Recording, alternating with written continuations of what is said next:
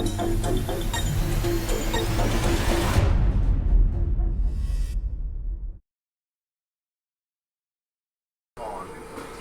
morning, everybody. Good morning. Good morning.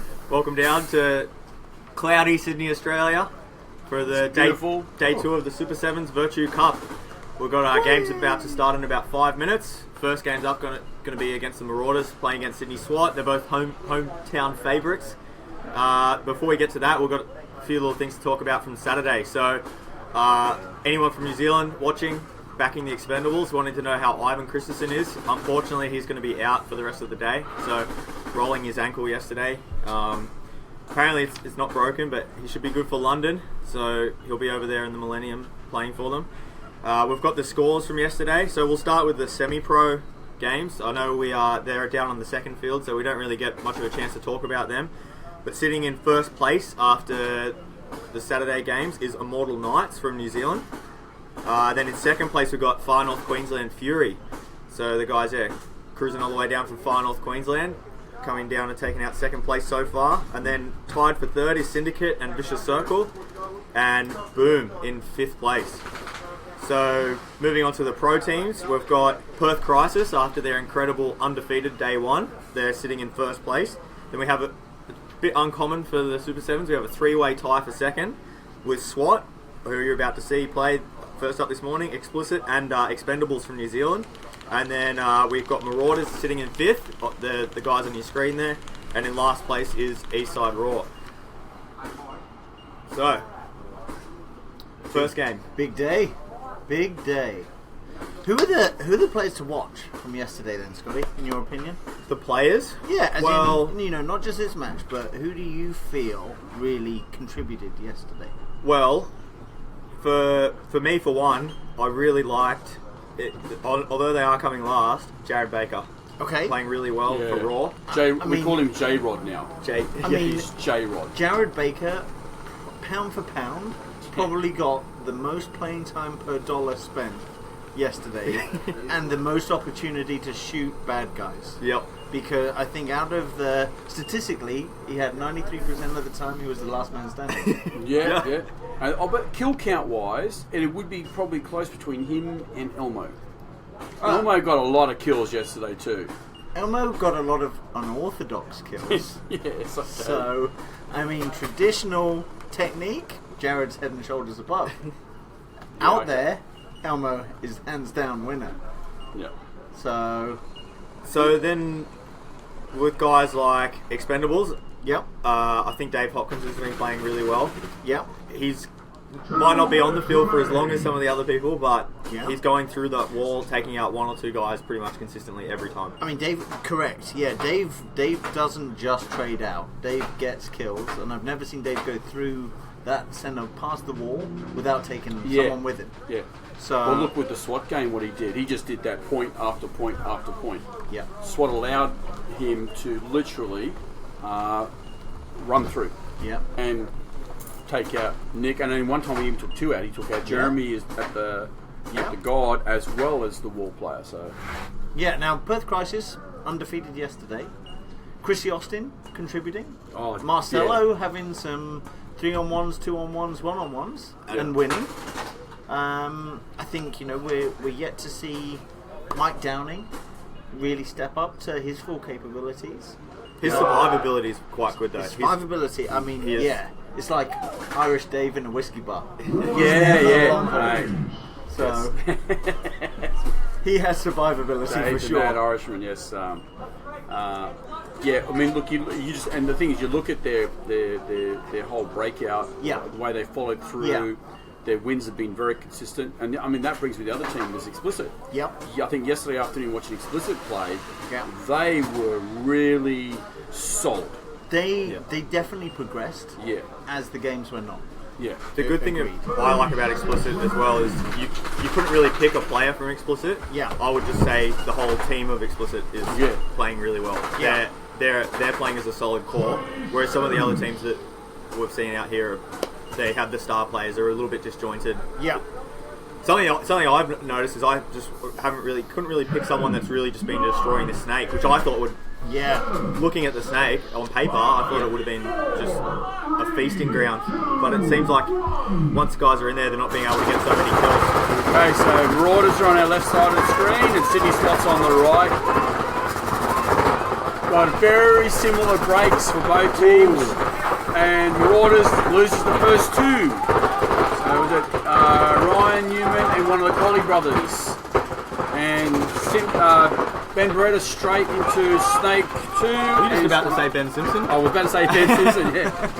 So that's true. No, normally Ben Simpson would be bam, straight across into the Snake. So wasting no Beretta's time. going to feast now. I think he's going to take Matt Strachan's going to be the first to die. Yep. There goes Matt.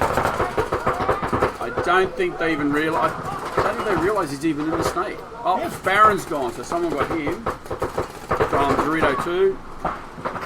Marauders playing a lot of defense here, crossing up. Alex War on your screen, locking down the Doritos. Ooh, yeah. Jason Bias wearing one there. Wow. Sorry, Tim Colley. Yeah, Tim Colley. And now it's just here comes Greenspan. Feasting. Bam. And that's how you want to win the first point of the first game of the day. That was Ben Beretta stepping up. Nice to see. Yes. Nice to see, and doing damage past the 50 in the Snake, which is the way it should be done. See, Russell Bromley, who's obviously a man who knows his fashion. Yeah. Mike looks fresh. Thanks, Russell. He knows this sort of stuff. Respect. Oh, I mean, Hayden Campbell's Go Kiwi Immoral Knights. And Hayden Kiwis all day. Oh, Dwayne and Benny Dawson. Big shout out to Benny Dawson. He's got a bad knee injury right now. He's trying to recover from. Hope that's. Yeah, he plays on. He's one of the SWAT guys. Members. So they've missed him out for this weekend, which really sucks. We've got Michael Newen. He's down in Victoria, isn't he? Yep. Yeah, Michael Newen's just joined. Yeah, that's if when I'm playing against a team, getting that last guy alive and just really running through and punishing him, not shooting him from across the field, but running through, putting a whole bunch of pain on him. Because that guy's going to come out the next game. He's not going to be as hard. He's going to have that always in the back of his mind that he's going to get that. Maybe they'll come through and do that to me again. Yeah, avoid the pain train. Yeah, it's always a good way to start the day. Just sort of get in their heads a little bit. Nice to have a point that wasn't decided by the wall to open the day. Yeah, true, actually. Yeah, it wasn't determined by the wall blocking off a side, dictating the pace of that point. It was all-out attack. And nice to see SWAT going forward even though they're losing bodies.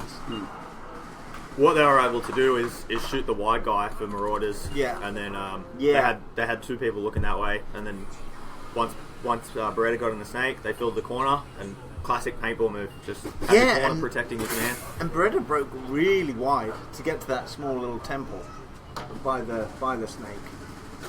30 seconds remaining. Marauders, come on. No, not right now. Matthew Strachan didn't seem to get many spins yesterday, so interesting to see them playing him, back-to-back points to start with today. So again, we're the team swapping ends, which is how they do in Super Sevens. Every point change ends.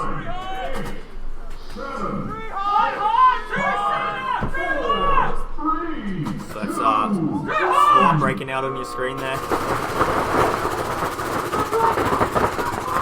Diving into that center tower, that was an interesting play.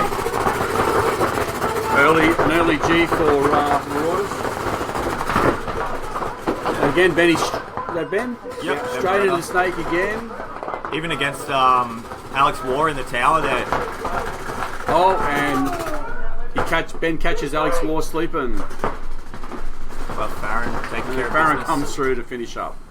Oh, double tap for Farron. 2-pack. Okay, two big differences. Ben Beretta stepping up, Yep. getting in the Snake alive. Yep. Ryan Greenspan, who played the Snake superbly yesterday, taking a back center role and launching wherever he's needed. Yeah.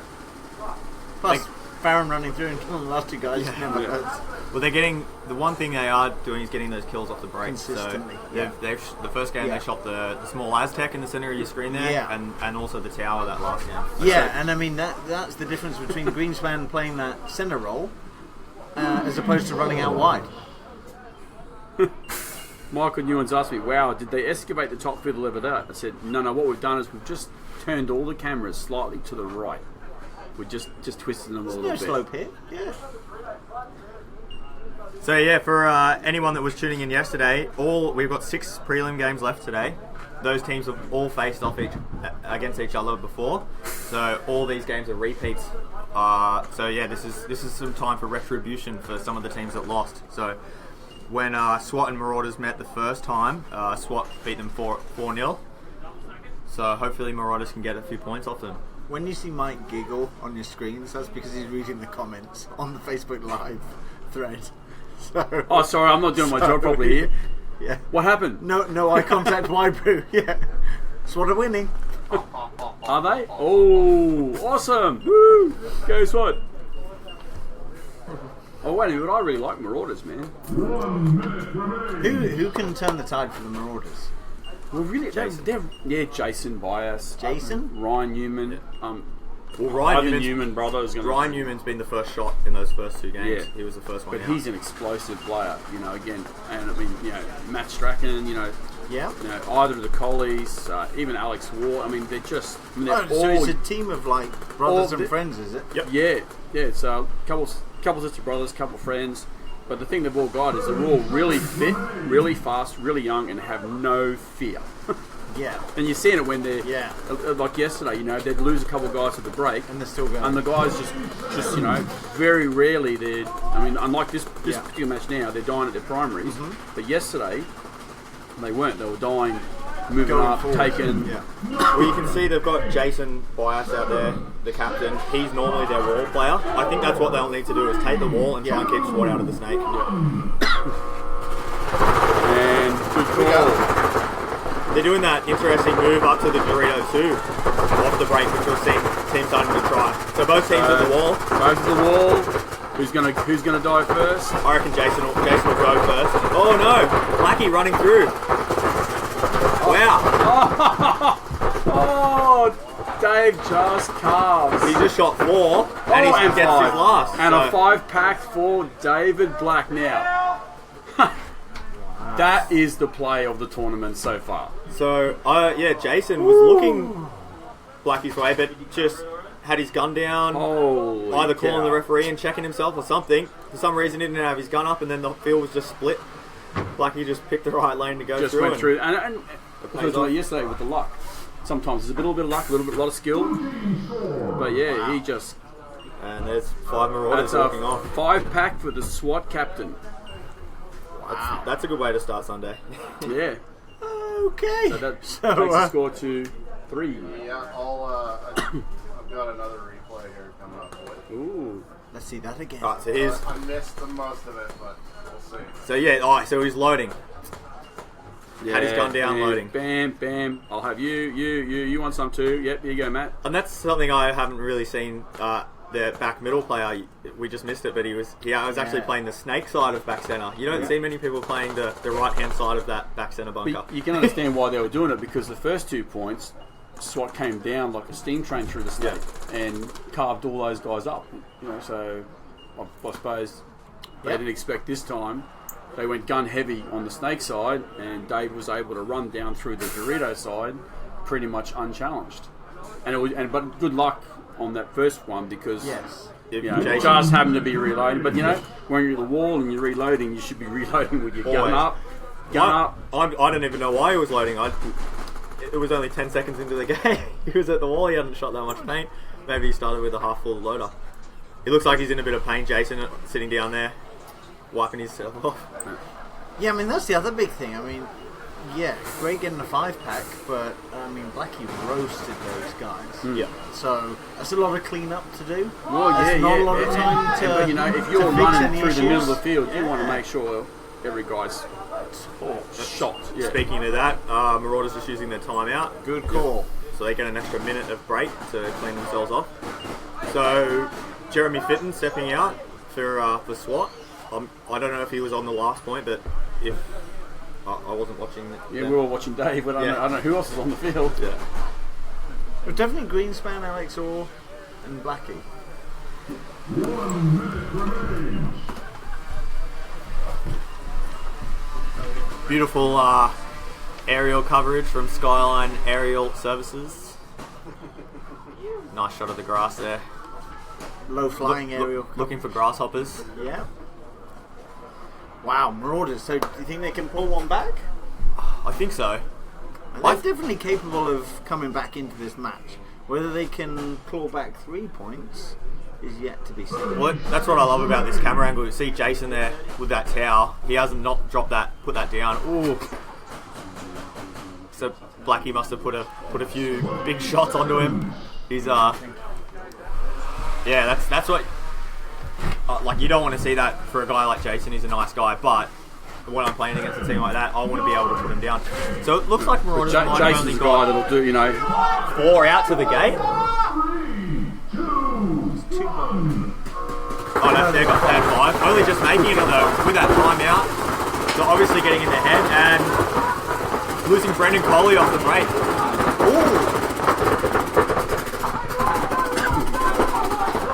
So there goes Ryan Greenspan into the snake.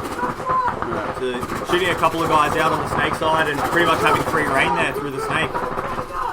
Yeah, interestingly, Ryan not going down at all whilst he was making that move. And paying the price. He missed the Marauders player moving into the Doritos. Yeah, I mean, I think... So it's 3 on 2? 3 on 3. So now Jeremy Fitton moving into the snake. Hopefully he knows that Dorito's there. Doesn't make the same mistake as Ryan. Alex Orr's no stranger to a trigger finger, is he? No. So... It's always funny. When he shoots his gun, it always seems like it's faster than everybody else's. Yeah! Oh, Jeremy Fitton getting shot, getting cyclopsed. So Yeah, obviously, who actually got him out? It was I think it was the Dorito I player. think it was, yeah. That's usually another G, so it's now 2 on 2. I think it's Tim Coley in the Doritos. So pretty much, it's actually their mirrored image. They're the same. Oh, they were, but is that... So that's Tim Coley on your screen from Marauders. Is that Dan Wood over there? Yeah. And Or yeah. Will Gunton. Okay. It's that's definitely Dan Woods for SWAT and Alex Orr on your screen. Just one player left in the corner for Marauders. And he's gone.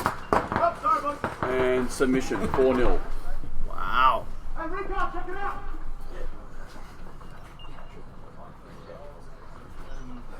Does anyone here want to buy a 3-man tent?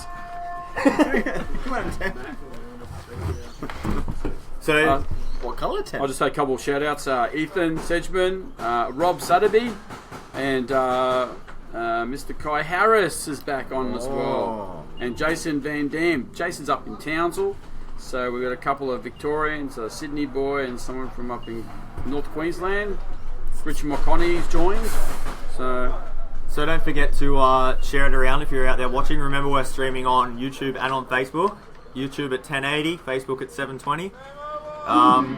Big shout out to PB Nation. If any of you guys have been going on there and checking it out, we're actually on the front page.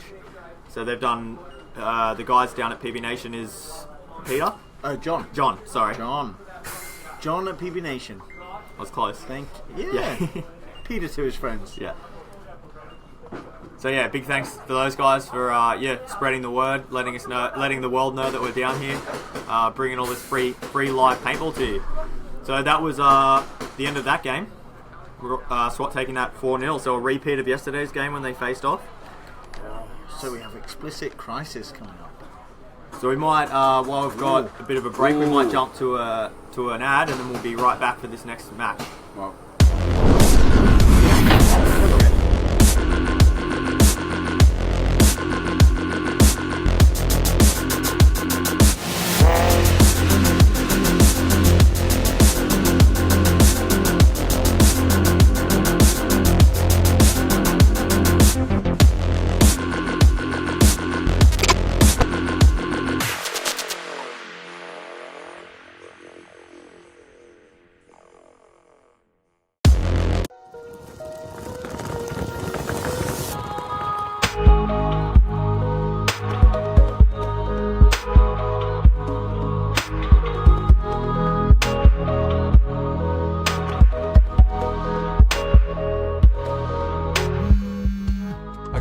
Yeah, we're going on the field right now. I'll let you know.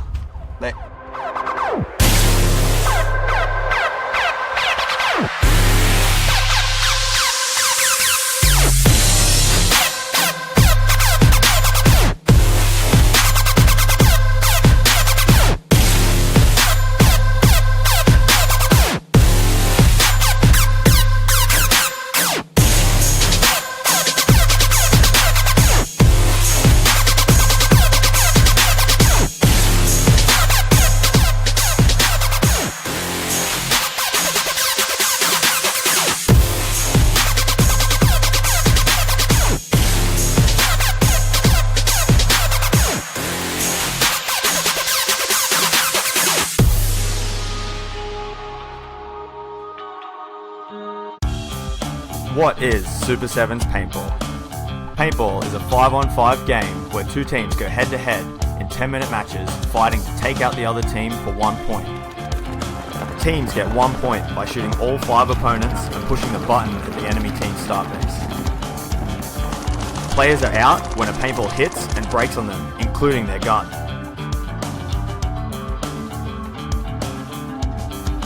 Between each point, there is a 2-minute break to reload, clean up, and prepare for the next point.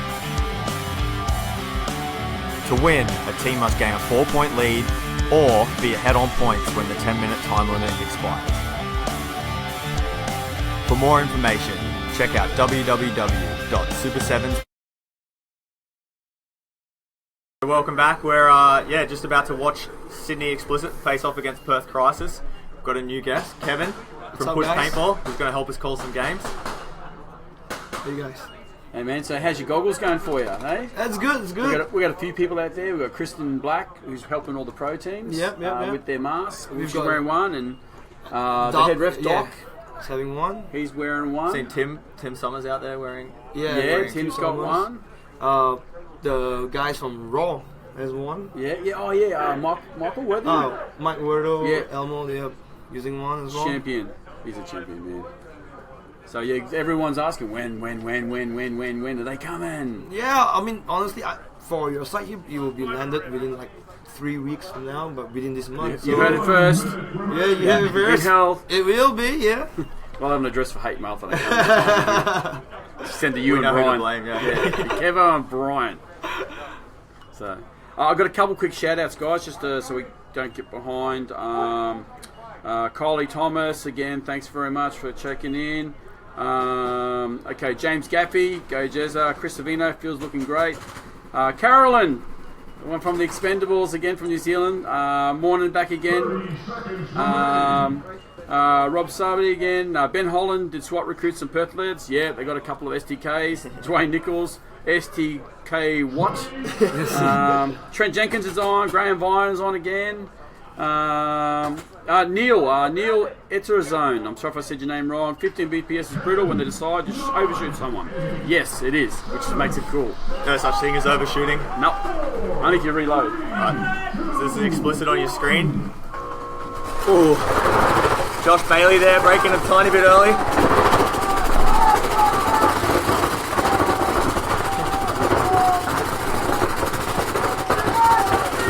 So Perth Crisis going through undefeated on Saturday. When these guys met yesterday, it was a 4-1 victory to Perth Crisis. Still 5 alive on both teams. Better field position on the Dorito for Explicit. Oh, Marcelo's loader. On sideways. That's Hunter, the captain. So Chris Austin nice moving into the wall now. So. Oh, you get Bobby right now. The wall. Oh, stabbed the guy. Oh. Traded. Bobby going to business, knowing what he had to do, clearing the wall out. It then allows him to move up to the snake. Is that Ethan? Josh Bailey. Oh, Josh. Sorry, can't see the screen. So Josh is in the snake for Explicit. Yeah, interesting being able to keep Perth Crisis out of the snake. They have been quite strong through the wall. Oh, now they're in the snake. So it looks like snake one. Nick was that Nick Lamb? Nick Lamb? So. Yeah, Nick Lamb's in the snake, so he's counted. So they got a little bit more push down on the Dorito side for Explicit with Jared Cossier and Dorito too, but on the snake side they're pretty much mirrored up.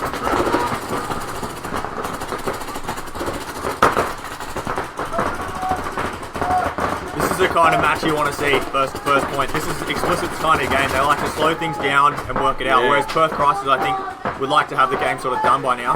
Yeah. The other thing everyone keeps talking about are 15 BPS, but with 15 BPS you shoot the paint a lot quicker, so it is quite, with these longer games, you can empty your harness pretty quick. If you're on the gun continually, yeah. So we'll start to hear those guns slow down a bit as people start to conserve paint. So Marcelo making a big move out to the snake corner for Perth Crisis, being able to protect Nick and the snake. Who's in Explicit's corner? Snake corner. That's Plucker. Oh, no, Macaulay. Oh, Aaron. Yep. Seems Crisis has gone no one on the D side for Crisis. So it looks like, I think it was Aaron from the Snake corner. Did he shoot Zach, did he? Yeah. Someone shot Hunter out. It might have been Jared. So now look, Jared's bumped up to Dorito 4. So now it's going to give him a sweet angle on the Snake corner. Looks like, oh, here we go, Josh Bailey. So it looks like Jake on your screen might be having some gun issues, gun down. So Jared's right across now. He's on the other side of the field on the Doritos. So yeah, so Nick Lamb going heads up against Josh Bailey. We're going to see issue here in the Snake now. Here goes Josh launching. Getting him clean. I think Nick Lamb was already shot from Jared from across. Okay. Because he's jumped up the walk off. That's definitely what Explicit want for that first point. So Perth Cross is undefeated, so you know every team's going to know that going in against them today. Yeah. So getting that first point is always going to take a bit of pressure off. So how have you been finding the field, Kevin? Oh, it's awesome, man. I mean, it's one of the best field I've played in. Obviously, and the cameras you guys put on, like, it's definitely awesome. I mean, like, guys out there, you really got to check it out. What these guys do here, I would say it's a benchmark for basically all events. Thank you. And all promoters around. They should be doing stuff like that, you know? So you're guesting with Syndicate this weekend? Yeah, I'm guesting down with the Syndicate guys on the They're one of our local teams. Great bunch of kids. Oh yeah, solid. They train all the time. They're here almost every weekend. You know, for a semi-pro team, that's pretty dedicated. Yeah. And their captain right now, he's on his honeymoon. In Thailand, he's like, so he's in Thailand right now, and Ryan will probably be online if he's not doing something touristy today. So yeah, obviously, losing him for the event was a bit of a hard thing, but he'll be back, bigger and better than ever. Have they let you have a few games? They've let you out there to play? Oh, I played all points. Cool. Yeah, cool. What position have you been playing? I'm playing the wall, basically. Oh, wow. Yeah, my job was just to stab the wall. So you got a few welts? Oh, I was lit up bad. Yeah. I was lit up bad. You got a little hickey on your neck. Yeah. So it'll be interesting to see what they're going to do to change up for this one. Dave didn't play the first point, did he? Dave Phillips? No, Matheson. He wasn't on the first. No, he wasn't out there. Yeah. Generally at the wall when we see Matho out there. Yeah. 30 seconds remain.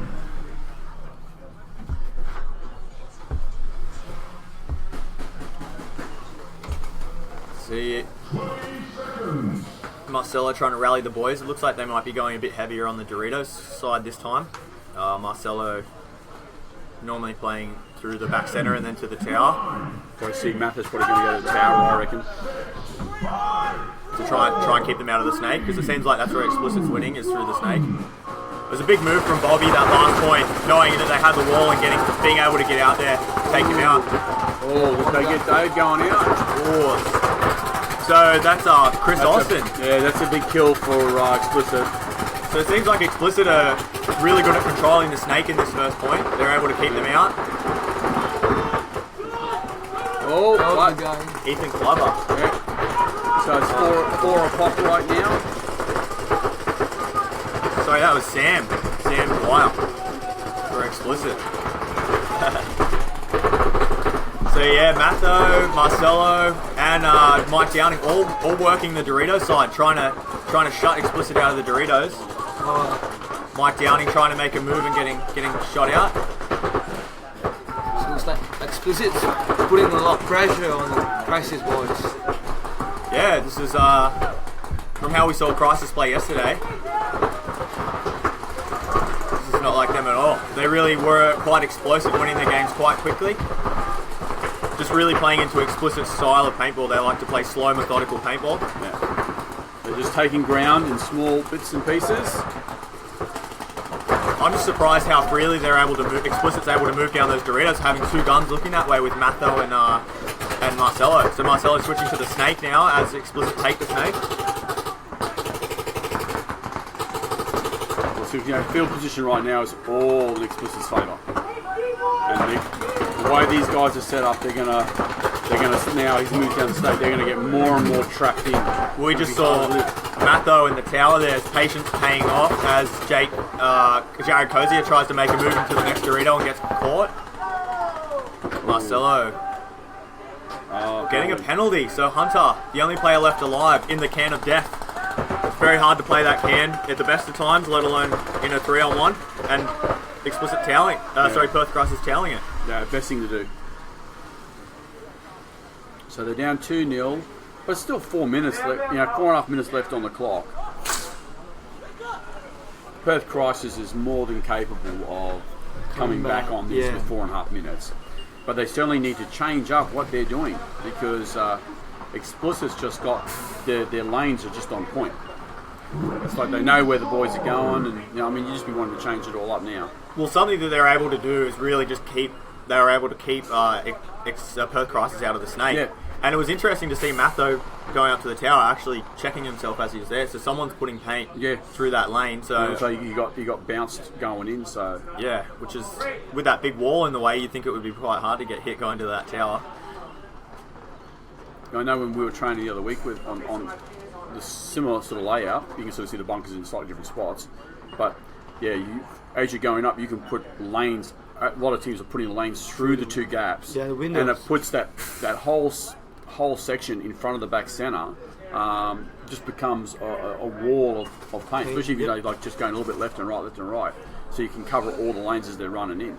So it's always a good idea when you're coming up to the tower to actually step more to the right and left, literally, and you shoot a bit and then you run straight at the tower. Because if you run straight up the guts, quite often, you're just going to walk into. Especially the taller players. Yeah, especially the taller players. Because that's with the wall, you want a tall player there so he can look through the windows. Yeah. But at the same time, he's going to get shot. So Kevin, are you going to any other events this year? You got any much else on the calendar? Basically, the calendar's all packed. We're doing the Millenniums. Definitely come back for the Masters. Yep, that'll be good. Then we have the year-end events. I think there are a couple of events coming up in Asia as well. Yeah. And obviously NXLs and all the major events. But wow. Honestly, bro, Super Sevens is one of the best events around. The vibe is good. Guys here are cool. We just need to get some of those really awesome Asian teams come over and play a couple of Super Sevens events. So which we'll talk about after this next point. So explicit on screen, yeah. A nice break there on the Skyline Services drone. See how Explicit's gone nice and wide, but they do lose one. They lost Jared Cossier, and Perth Crisis equal up losing one of their Dorito side players. Yeah, both from the Dorito corners. Both from the Dorito corners. So quite mirrored. Almost. Explicit's up one further bunker on the Dorito. Matho getting into that tower for Perth Crisis. Oh, now we go. Austin's made it into the snake. And Josh Bailey. And Josh is going to mirror it. So Josh has to be careful because Matho's in that tower there, is able to put a lot of shots down on him. But Matho looks like he's concentrating on the Doritos. You think he would? Dorito too. Considering they'd already shot one of the Dorito players, you think he'd be focusing on the snake. So Chris Austin's gone. At the same time, Josh Bailey losing his corner player. Aaron McCauley getting shot out of the snake corner for Explicit. So a 3-on-3 match now. 3-on-3. The time is ticking. It's interesting to see Matho playing from his knees in that spot. When he's up against the snake, if he's standing up nice and tall, he's be able to drop some shots down in on him. That sounds so cool. And see, right now, Explicit's got it right. All they're going to do is just lock it up. Just keep doing little bursts of pain here and there. Stop the advance. All the pressure's on Crisis. Crisis needs to take ground.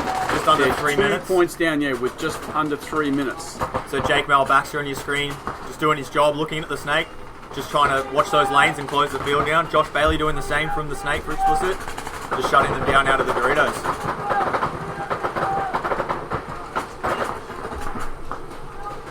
the players from Crisis should be aware of the time. I mean, it's on the big scoreboard right on the 50. Everyone can see it. Yeah, so it's got to be in your mind. It's got to be like we've got to do something. How have the games been going on the semi-pro field, Kevin? Have they been fast or slow? Oh, the game's been pretty decent. I would say fast at times. I mean, there was not really much slow games. Everyone was pretty much pushing and attacking. But honestly, 15 balls is awesome. Yeah. You guys good. are doing it good. And honestly, I don't think the paint consumption is actually much more. It's about the same. Because you can actually shoot we people. went from 15 to 10.5. Yeah, It made no difference. Yeah. And then we went back to 15 and Exactly. made no difference. and it makes the games more interesting with 15 balls. Oh, big move. Oh, nice. Straight. So Marcelo. Nice move from Marcelo, but will it be enough? So a 2-on-2 match now. Bobby Aviles and Jake Mal It's Baxter, up to date. and that's Dave Matho in the wall there for Perth Crisis.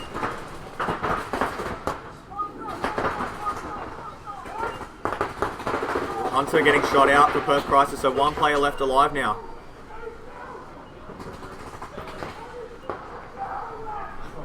Ooh, Matho definitely angry. Referee's throwing the flag up, shouting after he was shot that don't want any of that, so Explicit taking the third. So here's a replay we've got here of this run through that Marcelo did on Josh Bailey.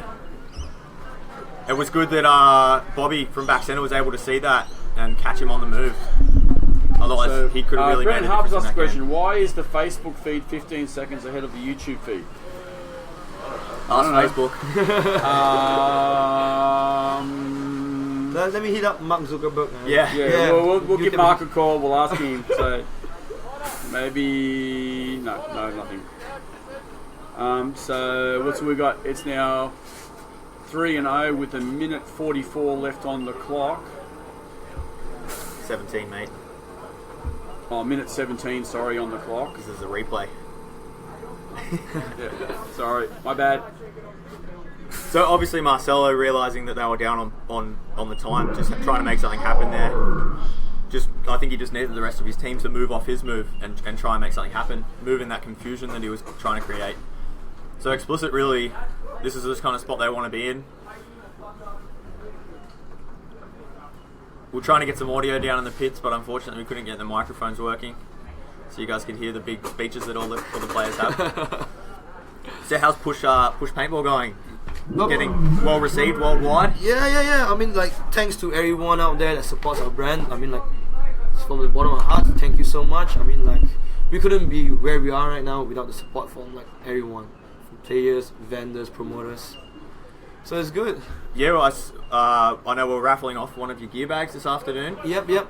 So that's a big you see, so that's a big effort from Team Somers and Mike, and all proceeds goes to Soldier on Australia, supports the vet. It's which a is great yeah, cause. it's a great cause, man.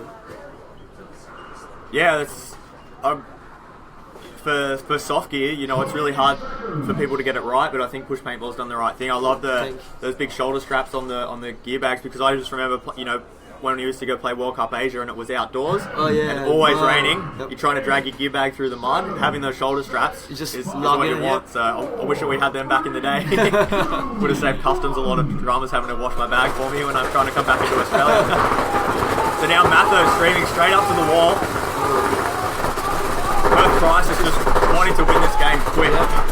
So 1 minute down and they're 3 points down.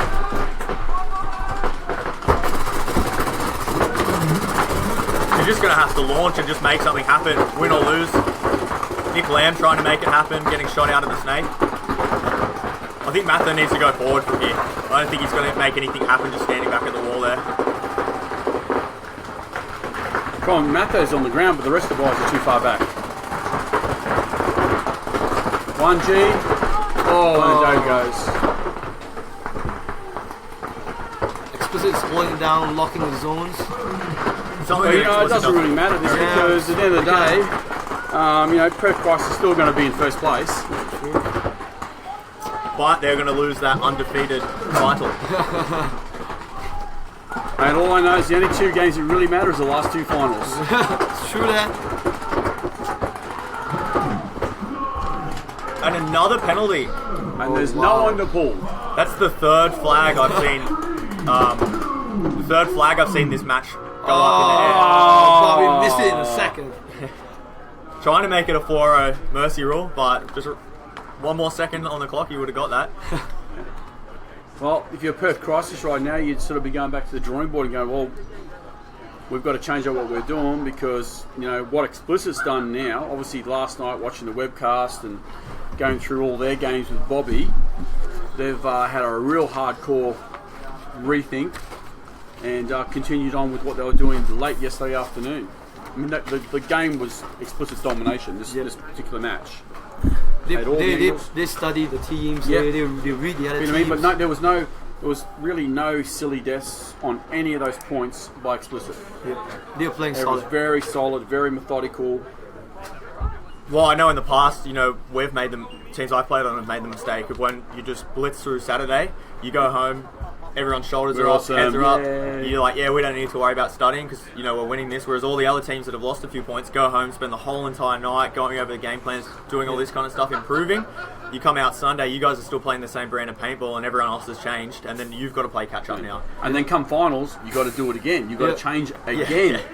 Because you got Saturday, you got Sunday prelims, and then finals. The same thing, you think, we're doing good. Okay, couple more. Ryan Wiley Newman, hello from the pits. Technology. We no longer have to wave anymore. We can just message each other. Yasmin Tajab. Awesome layout, awesome video coverage. And hey, what's up, Yusman? Yusman's from Singapore. From Singapore. Yeah. Awesome commentary, guys. Thanks, Yusman. Hey, speaking of Singapore, just a quick shout out to the Singaporean dart team knocking out Scotland in the World Dart Cup. I saw that this morning, so go darts. Yeah, anyway, go darts. Back to that. All right, we might just cut to a quick commercial while we've got a break in between games, and we'll be right back to watch Expendables play Raw. Guns and gear. The most important piece of equipment is the player's gun. The guns shoot at an amazing 15 balls per second, reaching speeds of up to 300 feet per second. The guns are fed by powerful, motorized 200 paintball hoppers, able to keep up with the gun's extreme rate of fire.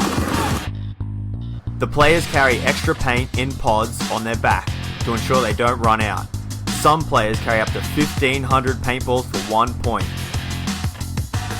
The mask is a specially designed, lightweight piece of gear that protects the player's eyes and face, all whilst allowing the player to hear and speak clearly. All of this awesome gear is available at Australia's #1 paintball store, paintballshop.com.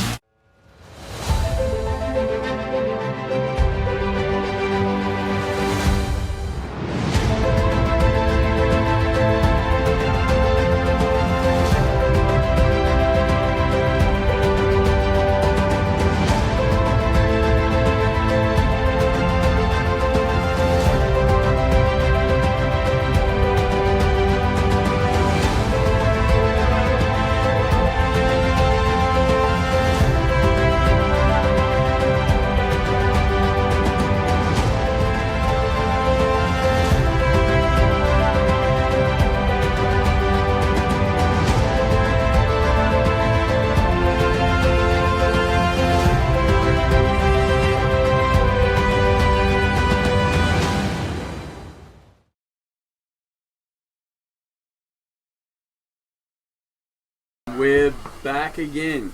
We've got a couple more shout outs to Rhiannon Marden. So good to be able to watch this in bed rather than having to go to the field. It's always better to be in the field. And then we've got Brendan Harper. He's already asked me about the speed. Also, Yasmin said, shout out to my boss Kevin the Pushman and Mojo from Sydney Syndicate and PSP Australia.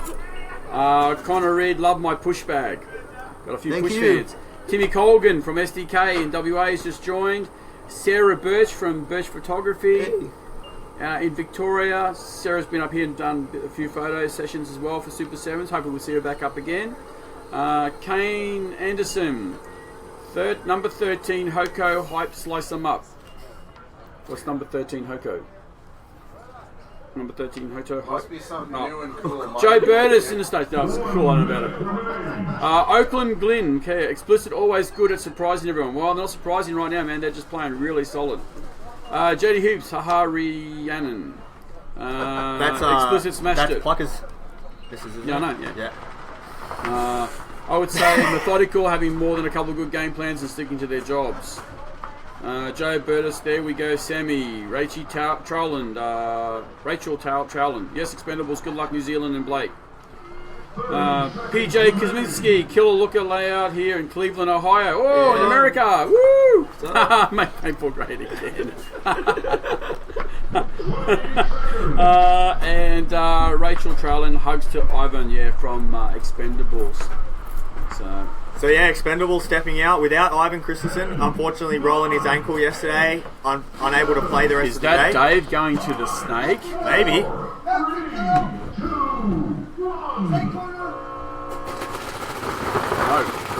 It's great to see Dave and Tommy, his son, playing together. Two raw. Is that raw? Yeah, two raw. off the break. Wow. So Matt Kling able to make it in the snake off the break, but unfortunately losing 2 players behind him. So when these guys met yesterday, this is the very first game of Saturday. It was a 4-0 victory to Expendables. So Raw just hoping to get a few points on Expendables. It's like one of the players getting shot out on the Dorito side for Raw. Jared Baker feeling out behind Eloise there. Yeah. Trying to provide some cover fire for her. Yeah. So Jared doing the big heavy lifting again. Eloise, one of our only female paintballers that we have out on the pro field today, so big shout out to her, doing all the women proud. Very inclusive sport paintball. We've got guys of all ages, male, female, out there. A non-biased spot. That's it.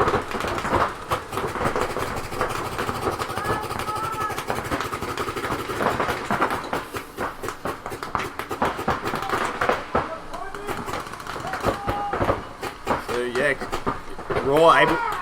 Ooh, and a penalty going up for Dave Hopkins, the captain. Ooh. So just Matt Kling left alone in the snake here. This looks like Expendables now. I just towel this. It's got plenty of time left over. Eloise moving down the snake. Is she going to go for the guy or just go for the buzzer? Nah, Expendables toweling it. I think that's a towel. So first point goes to Raw over Expendables. So already doing better than they did yesterday when they met. A 4-0 victory to the Expendables, so Raw getting a point. Riley Stilts Malloy. The Fallen from Mackay want to see FNQ Fury. Well, after the prelims finish up, semi-pro, semi-finals and finals will be moving up to this top field. So, and they were sitting in second place after Saturday. So I think it'd be pretty fair. I think they've got a pretty good chance of being in the finals. Yep. So, Justin Knight, morning guys. What was the score for Explicit versus Crisis? It was 3-0 with Bobby running to press the buzzer and missing it by one whole second. Yep. So it almost 4-0. Probably was a 4-0 match if you said, but it was 3-0 was the final score. And Richie Thayer joined. Thayer, sorry, I hope I said it right. So that was a bit of an interesting start to this match. Oh, we should have done scores for this game. What do you think the score's going to be? Well, I definitely reckon Raw's going to get 1 point. So we can all cheat. Yeah. Are we going to say 3-1, 4-1 to Expendables? I don't want to be slack to Raw, but you know. I reckon Raw can get another point. You reckon? So what are you going to say? 3-2? Yeah, 3-2 to Expendables. 3-2 to Expendables. I'd say it's probably a 2-all. It could be a draw, man. Yeah. Raw, they're unpredictable. They can come in and they can just do magic, man. Yeah. I think I'm going to say a 4-2. 4-2? To who? Raw? To Expendables. I think Expendables will take this. Yeah, unfortunately, Raw. They do have a big pool of players that they can pull from, but this isn't their solid, like their core lineup. Yeah. So a lot of these guys, this is the first time playing together, but they've had all Saturday to play together. So it's showing this morning that they're playing a bit more cohesive, like a team. Yeah, he's up.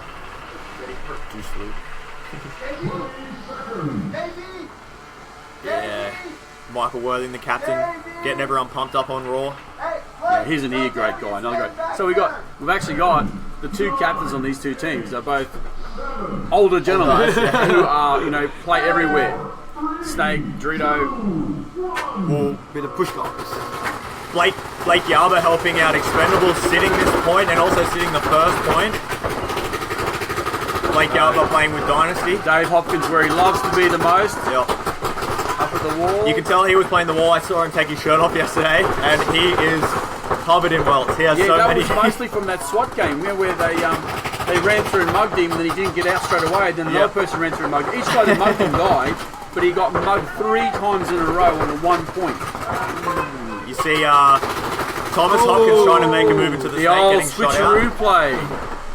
Both survived. And they both survived, yeah. So Thomas Hopkins getting shot out. Ooh, Jared almost crawling out into Dave Hopkins' gun there. He was able to put Dave Hopkins in.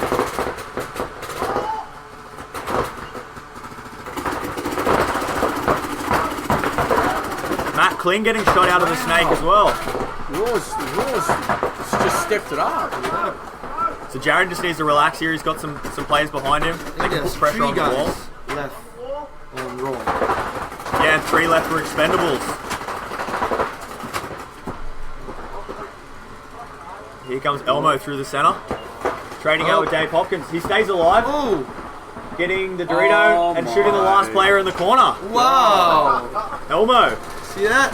Big run through. Mad run through. Credit to Elmo. I love how he starts his run throughs with his gun down on the casual stroll. So that's twice Elmo's done that. 4-2 is looking better at this stage. Well, the funny thing is, we probably didn't pick up on the webcast, but Jared in the snake looks back to Elmo, and Elmo goes, "I've got this," and then, and then takes off and runs through. So yeah, it's like he runs halfway. It was like staggers halfway there, stops to tie his shoelace, 1, and then goes shot to 2. I think that might have. And the last guy 3 gets back the corner as well. So I think that might have put Dave Hopkins off a bit there. I don't think he's used to people running through on him. No, he normally runs. He's the one that normally does the running through. Yeah. So it's really good, Elmo getting up there when it's 3-on-3 and making something happen. Just really breaking that game open. So congratulations, Raw. Definitely looking a little bit different to how they played yesterday against Expendables. 2-0. We've had 2 upsets already so far this morning. Well, yeah, as I said before, that game, Blake Yarber has been sitting those first 2 points, so maybe it's time to crack the seal on him. shake Blake out and put him out there. But it's always good for the guys that guess on these teams, like from Dynasty and from Bobby from Ironman. They able to sit a few points, watch what their team's doing, and then they're able to make a bit more of a game plan. It's really hard to do that when you're actually on the field, trying to work out what the Dorito side's happening if you're on the snake. Sam cohorts, get ups Kiwis. We got Ari Hashimu, Ajuan. Ajuan. Ari from Brunei. Yeah, joined. Liam Hay, up him Elmo, smooth criminal. And then we got Elmo making it look easy. Elmo killed it from Brendan Harper and Janelle Summers. Morning, kids. Morning, Jan. Did Tim make it out of bed this morning? Oh, Yeah. mate. I tell ya, it's pretty sad how these guys, they come over my place and they want to go to bed at 9 o'clock after having like one shandy. They leave me the whole bottle of whiskey to drink on my own. Ooh. It's lonely. It's very, very bright. So we had this problem yesterday. You can see the big shadows on the field. So the team playing from the away side, which is where Raw's starting. From. They're looking into the sun, so you can see the glare on your screen there. Obviously, playing into that sun is going to be pretty hard. It's been a bit cloudy this morning, but the sun's out. Will that play into this game? You can see it now, even on our cameras, how difficult it is to look into that sun. So hopefully that doesn't play into this game too much. So we want to have a good tinted lens. You need a good goggles where there's no sun glare, like the push goggles. Push have a tinted lens. Not only that, I mean, without even the tinted lens, there's no glare because it's designed so that it cuts off the glare. I just wear my gold lenses, man. I never have my KLRs. It's beautiful. Sun, not a problem. You've got a new pair of push masks now with the gold lens, don't you? Yeah, the ones in the shop there. Yep. Start wearing them. I thought they were the Michael Weidbury special, the one of a kind. Oh, look, I love black gold, man. You know that. So here's Tom Hopkins looking like he's going to go deep on the snake side. Okay, so Blake Yarber goes wide on the snake corner. 5 alive on better both break. teams. And yes, now we're at Expendables are in the snake. It's moving up And quick. it's Raw was the first to lose a player. And we were though. It looked like Raw putting all their guns on the Dorito side for that game and just able to let Tom Hawkins basically stroll into the snake. And Jared Baker goes from back centre, so it's G2 in favour of Expendables. So you see Tom Hopkins shooting out the Dorito players. And Eloise G3 looks like Elmo's gone from the Dorito 2. Eloise and on he's your going to screen here. double push onto the snake. Probably going to be the next victim. Yeah. And they have I don't two think guys. Eloise is gone. That's G4. And it's just really the snake corner now. And there's 2 snake on And- Expendables. G5. That was a much. Well, it's actually G5, boys. That was a much better point for Expendables. Yeah, I don't think Expendables really did anything different that game. They obviously stayed alive off the break, but the other thing they did, like putting Blake out, but it's not. He just stayed in the snake corner, protecting his man. I think Raw just wasn't shooting the snake side. They've been really good at keeping Expendables out of the snake. They weren't able to do it that game. I was surprised how easy Tom Hopkins was. Pretty much able to just take the God bunker off the break, get up, and he pretty much walked into the snake. So Ari's again. Hi guys, great checking out the games. Great setup. Morning. Shout out to Kevo, my apprentice from Brussels Bromley. Yes, Master Bromda. Isabella Ryan. Mike, to give a shout out to the staff. All right, okay, yeah, I've got to give a big shout out to all the lovely staff at Action Paintball, all our front counter girls, all our referees. We got Wayne, our cameraman, down on the 50 today. Big high five there. You should wave in front of your camera that we can tell it's you. And then we got obviously Dean doing the back gun counter for all the hundreds of social punters we've got this today, as well as all the team guns. And obviously Chrissy and poor old John, the man himself, has to do everything. So what John's about the man who makes the magic happen. We should talk about too the scoreboards. We've had a big modification, as you can hear, with all the voiceovers now. So that's thanks to Dale, our IT guy, who has managed to incorporate everything into the older software and scoreboard system that we've got. So now there's the countdowns and the 1 minute remaining and all that sort of stuff. Do they have any Mortal Kombat?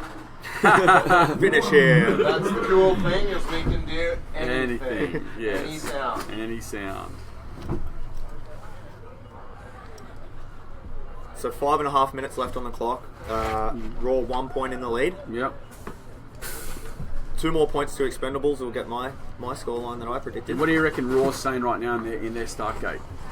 Raw, I think they're saying, let's keep them out of the snake. I hope that's what they're saying. I was probably thinking that more along the lines of, should we get the bacon egg rolls or the pancakes when we go back in? It's interesting to see the Raw guys, like we saw Elmo playing the snake corner the point before, and then that next game he was in the Dorito too. Yeah. So he might be right-handed, favouring his right hand. I have seen some players do that from time to time, where they play one side of the field depending on which end they start at. Yeah, we're looking at Raw on the screen right now. 4, 3, 2, 1. And you get Wordle up. So nice move by Michael Worthing, captain of Raw. Mitch White wearing one in the face. And first down for Expendables. While 2 players dropped from the Dorito side for Raw. Oh, and they've lost the killing machine, J-Rod. Worried that. Doesn't realize that's the snake guy. Yeah, see, were they so far back right Yeah, now? they And exactly, the snake guy just pops up and shoots him. So it's hard playing a few metres back from a bunker. You're not very safe back there. So when you've got that sun, I really think that when you're at the home side, you want to be winning those points. Because it's a lot harder to win from the away side at the moment. Playing at the disadvantage. Pete Russell. Hey, Pete Russell's joined. Missing you, buddy. What we got here? Towel. Thanks, Pete. Looking good. It's not the same without you, mate. Pete was our head referee for Super Sevens for the last 150 years. Big shout out to Alex Hodge. Does that pig guy have pigtails? Yeah, I think so. Looks like he maybe. does. No one's here to judge. Pigtails were big once. They'll be back again. They'll be big again. Okay, let me get Hey, Quailo! Alright, You were looking really hot then. You know what I'm saying? Never gets old. No, it doesn't. No, I just had a lot of the ladies down there this morning telling me, like, you know, how it was like all their fantasies come true. There was three mics. You mean men? Three mics. No, sorry. The one in the raw, Alex. The one in the pigtails there is actually Eloise. No, there's one of the pit crew. But Eloise has got pigtails as well, and she's a beautiful young I lady. think they call that a ponytail, Mike. You've got 3 girls, you know about that. Judge you their hair once in a while. Don't judge. Michael, the master of fashion. Okay, we got Josh White. Hey again from White's Paintball and teams Bad Ego and the Kings from Georgia, USA. So, America. USA! USA. All right, we got Tina Kling, morning from Perth. So you're coming at a good time, Tina. Got to G up your son. It's 2-2 with Raw right now. You could at least give me a Trump one. I like Trump. Who's Not that one too, Mike. There we go. Make paintball great again. Damn, that's good looking. Lyric Joseph, Perth straight out. That's better. Just keep going, Expendables. So yeah, the big news from Saturday, Perth Christ is going through undefeated, losing their first game of today, getting beaten by Explicit. So it's very, very tight competition now. It'll be interesting coming into the finals. We've only got, after this game, there's only going to be another 3 prelim games and then we're on to the finals.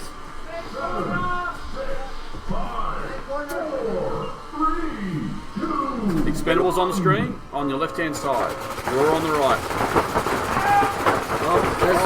one body down. Matt Kling off the break.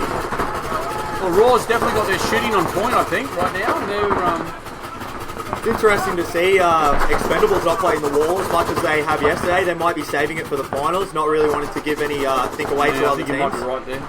So Dave All and Blake Christensen playing through the Doritos there for Expendables. So I really think Elmo's favouring his right hand. He seems to always play the Doritos from the away side or the snake from the home. So what? The Raws lost Eloise and J-Rod.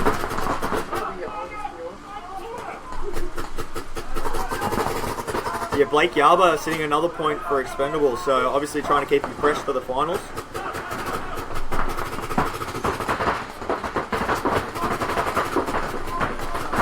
He managed to get in the snake at least.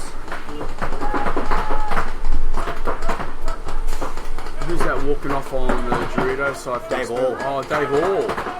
How far down was he? And Dorito 3. Oh, really? The little one. Big guy trying to play a small bunker like that. Yeah, he's had some pretty good success in the wall this weekend as well. Yeah. They've been having him. Dave Hall's been swapping out with Dave Hopkins for the front wall. This is great to see Dave Hopkins playing all these different spots. He's in the snake corner now. We might see him in the snake again. Oh, looks like Elmo's gone from Dorito 1. Yeah, that's little Tommy Hopkins in the snake there for Expendables. Only one player left alive for Raw. And it's Michael Worthing into the snake corner. Yeah, it was great to see Dave Hopkins take the snake yesterday. Unfortunately, losing his mask, so having to be called out. Hashtag chin straps. Mildly crooked. Hashtag Unite Chin Straps, man. Pick ones. Yeah, I saw Push Paintball have their new chin strap in. Yes. Looks nice and comfy. Yeah, we'll have them next week, available for all goggles. Yep. Here we go. Like we said, Dave Hopkins in the Dave snake. Hopkins in the snake, like a beast. I was speaking to Dave this morning. He was saying he, after watching himself play on the stream, he's really going to step up his training regime. Towel. Oh, David is, you can see there, David's shoulders slumped. He was disappointed. He wanted to go in for a stabbing. And that was taken away from him. That was pretty good, getting into the snake and even overtaking his son. Yeah. Tommy, little Tommy. Teaching the young fella how it's supposed to be. Listen, boy, I got this. Let Dad take care of business. And that would have been the two captains. Belling up. Yeah. Raw trying to save their player a little bit of pain, throwing in the towel. Just over 2 minutes left of time. Expendables with a 1 point lead, so Raw will be able to pull this into a draw. So if you guys are... Or if they don't, and Expendables win it, I predicted the score. 4-2. 4-2. I predicted 3-2, so if no one wants his next point, I'm pretty happy. So over in the Super Sevens down here in Sydney, if there is a draw in the prelim games, there is no overtime point. It just stays as a draw. The teams get half a point. Can really change how the team's going through into the finals. So a draw, definitely don't want a draw. Definitely want the win. So Raw looking to take this next point back. What is Super Sevens paintball? Paintball is a 5-on-5 game where two teams go head-to-head in 10-minute matches, fighting to take out the other team for 1 point. Teams get 1 point by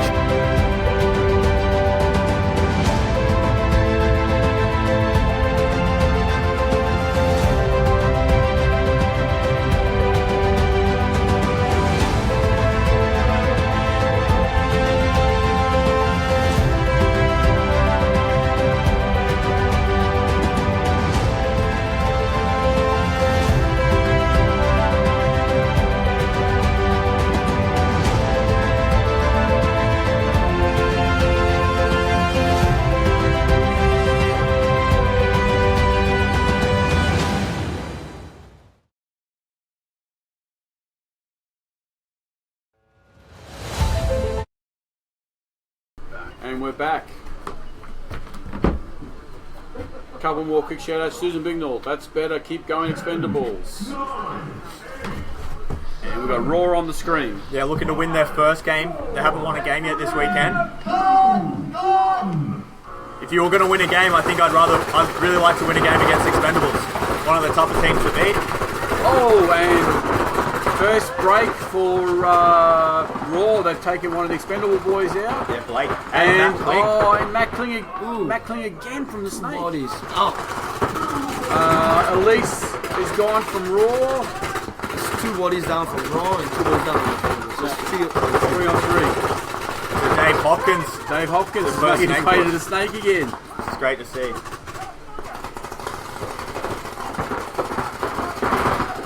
Jared looking to the Dorito side, letting. Ooh, and a penalty. Oh. 1 for 1. So one player left in the Doritos alive for Expendables. Jared Baker up in the wall and he's launching, coming through to get him. Takes out Dave Hall. Looked like Dave might have had some gun issues just playing with his gun. So Jared Baker. Now what's Jared doing? Why is he not present? What the? Now why I think would he this be doing that? maybe happened with the draw. That's stupid. Why would you do that? Press the buzzer. They're tallying it. So 1:15 left on the official game time with a 3-all draw. That's the first time I've ever seen that. Come on, J-Rod, you're better than that, man. Press the buzzer, go. Just do it. Rocking the infamous jersey. So we have this is a crazy game. This has turned into bloody powerhouse team Expendables is 3-all with Raw. Yeah, Expendables. And I don't mean in a way to be derogatory to the Raw, but well, yeah, if they win this will be the first game that they've won all weekend. So it'll definitely, taking down a big team like Expendables, it'll even mix things up, with the other teams, with how things are going to work with finals and stuff like that. I know all the other teams are there with their paintball predictions out, trying to work out who's going to make finals. Yeah. Lyric Joseph, Perth straight out. Joseph Guinea, missed playing the Super Sevens. Well, it's never too late to come back, Joseph. Alan Croft, good morning from Kalgoorlie in WA. Looking good, guys. Thank you very much. Alan used to play out here back in the day when he was living in Sydney. Yep. Carolyn, shout out to Blake Christensen stepping out while Ivan sits out. So true, Carolyn. Blake's nailing it. Jamie Angus has joined back up again. David Hall from Tasmania's joined. Kyle Spicker, Mr. Dynasty. Super dude. Hey, Kyle. What's up, Kyle? Good seeing you, mate. Thank you for joining on. Yay. So you're excited, Kevin? You'll be up, if you guys make finals, you'll be up here playing on the big screen? Yep. Be able to trash talk you non-stop. You got to make sure you send out some words on Facebook back to the boys back home and get them shooting in to watch you. Yep. I did that. Yeah. So it'll be just after I think midday here was when the semi-pro finals will be up on this field. So is there any, Kevin! Kyle sending a message to you, mate. It's going, Kevin. while you're up here, Kevin, is there anyone back home you want to do a shout out to? Anyone you want to say What's thanks to or poppin'? anything? Well, honestly, I'd like to thank you, Mike, for getting me here. You know, Yeah, man, my pleasure.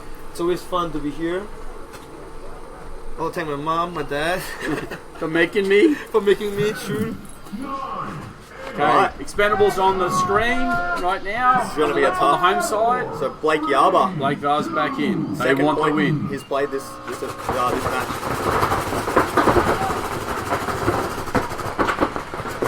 Different breakup from Matty Kling, and he makes it in nice and clean. I think they've been at a trap, Matty Kling twice now going to the snake.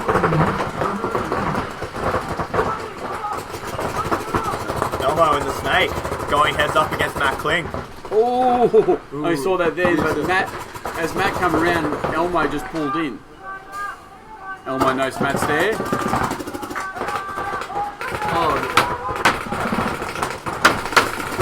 Gary making a good move into that tower, able to put the paint down on Matt Kling. While all this is going down in the Matt snake, Kling's out as well. everyone from Raw's looking into the snake. I don't know why they're not screaming down the Doritos. They're just more than happy to sit back and let this go to a draw by the looks of it. Eloise goes, and they lose. Is that over the Mick corner? White. Yeah. Or yeah, I think, sorry, Wertho. Were they? So it's now just the workhorse J-Rod and who's that? Blake. Oh, 2 on 2. So a draw. It's gonna be a draw. Well, my prediction was 2-2 draw. Yeah. You I were gotta give the it- closest. Yeah, you're the closest. Yeah. Wow. So Raw getting their first result of the weekend. Wow, I didn't see that one coming there. Really big difference. They played first game on Saturday, a 4-0 victory to Expendables. So Raw able to work some stuff out, obviously, on Saturday night. Come back on Sunday hungry, playing a bit more like a team, taking a 3-all draw against a big powerhouse team like Expendables. So Expendables obviously having a lot to work on. Going down to Crisis yesterday afternoon, and now drawing against Raw. So Kevin, thanks a lot for joining us. Thank you so much for having me here. I'll hit back down to the games. Yeah, and back continue in, with help that. get those boys into the finals. Yeah, mate. yeah, yeah. We'll Alright. see you Back here up up on the field. That'd be good. So we'll cut to some commercials and we'll be back for the next game. Peace out. Thanks a lot. Thanks, guys.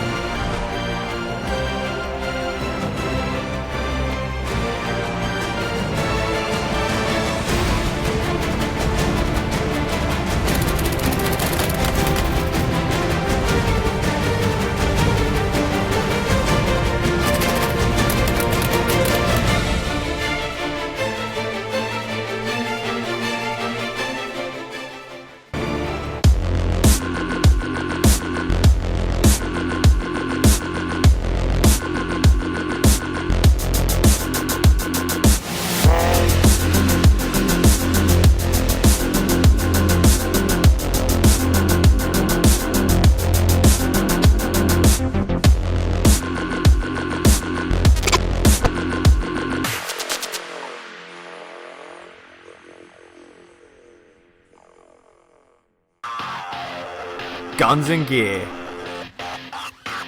The most important piece of equipment is the player's gun. The guns shoot at an amazing 15 balls per second, reaching speeds of up to 300 feet per second. The guns are fed by powerful, motorized 200 paintball hoppers, able to keep up with the gun's extreme rate of fire. The players carry extra paint in pods on their back to ensure they don't run out. Some players carry up to 1,500 paintballs for 1 point. The mask is a specially designed, lightweight piece of gear that protects the player's eyes and face, all whilst allowing the player to hear and speak clearly. All of this awesome gear is available at Australia's #1 paintball store, paintballshop.com.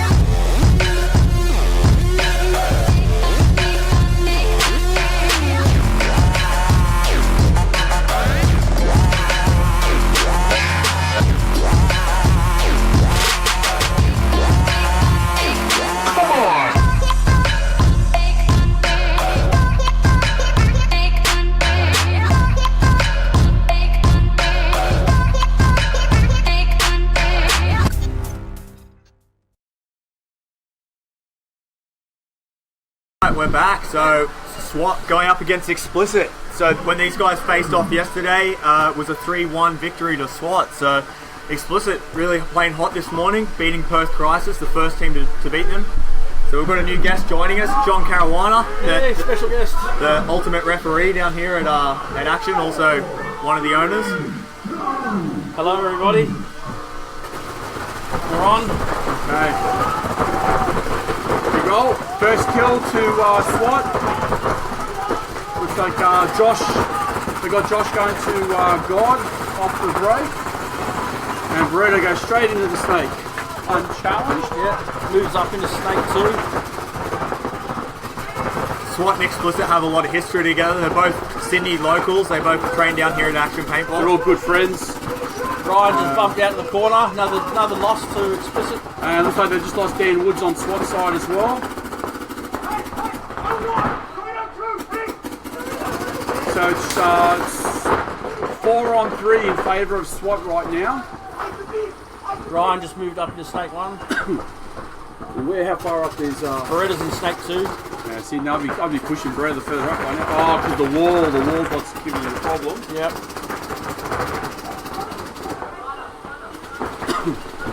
Referee's in there checking Benjamin.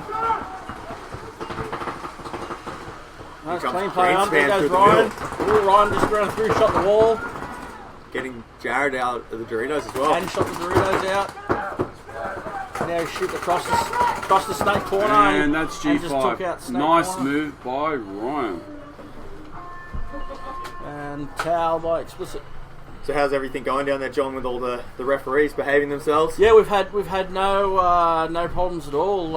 Everything's running really well. Everything's running really smoothly. Everyone seems really happy with the event so far. Yep, So that's good. all the games are playing to time in the schedule. Yeah, we're doing really well. Always makes your job a bit easier when things Oh go yeah, down. yeah. When everything just runs, it works. Yeah, it's great. Life is good. Life is good. Yeah. Yeah, less stress from these two. Oh man, some events are just crazy, but now we're going well. And the fill stations are working. That's usually a big one. Once people some of the airlines go down. people have learnt how to use fill stations and to connect their bottles correctly. Professional paintballers. We had it yesterday on the semi-pro field. We had to fix one, and then the first person who filled up their bottle blew the O-ring back out again. And then they put a fill station And we on had to well. go back and fix it. We've got a couple little shout outs here.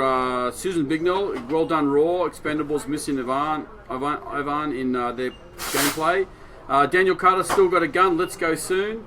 Alex Hodge from New Zealand. Snake God Hoko. Vincent Tayway, Expendables missing that Tanorian guy.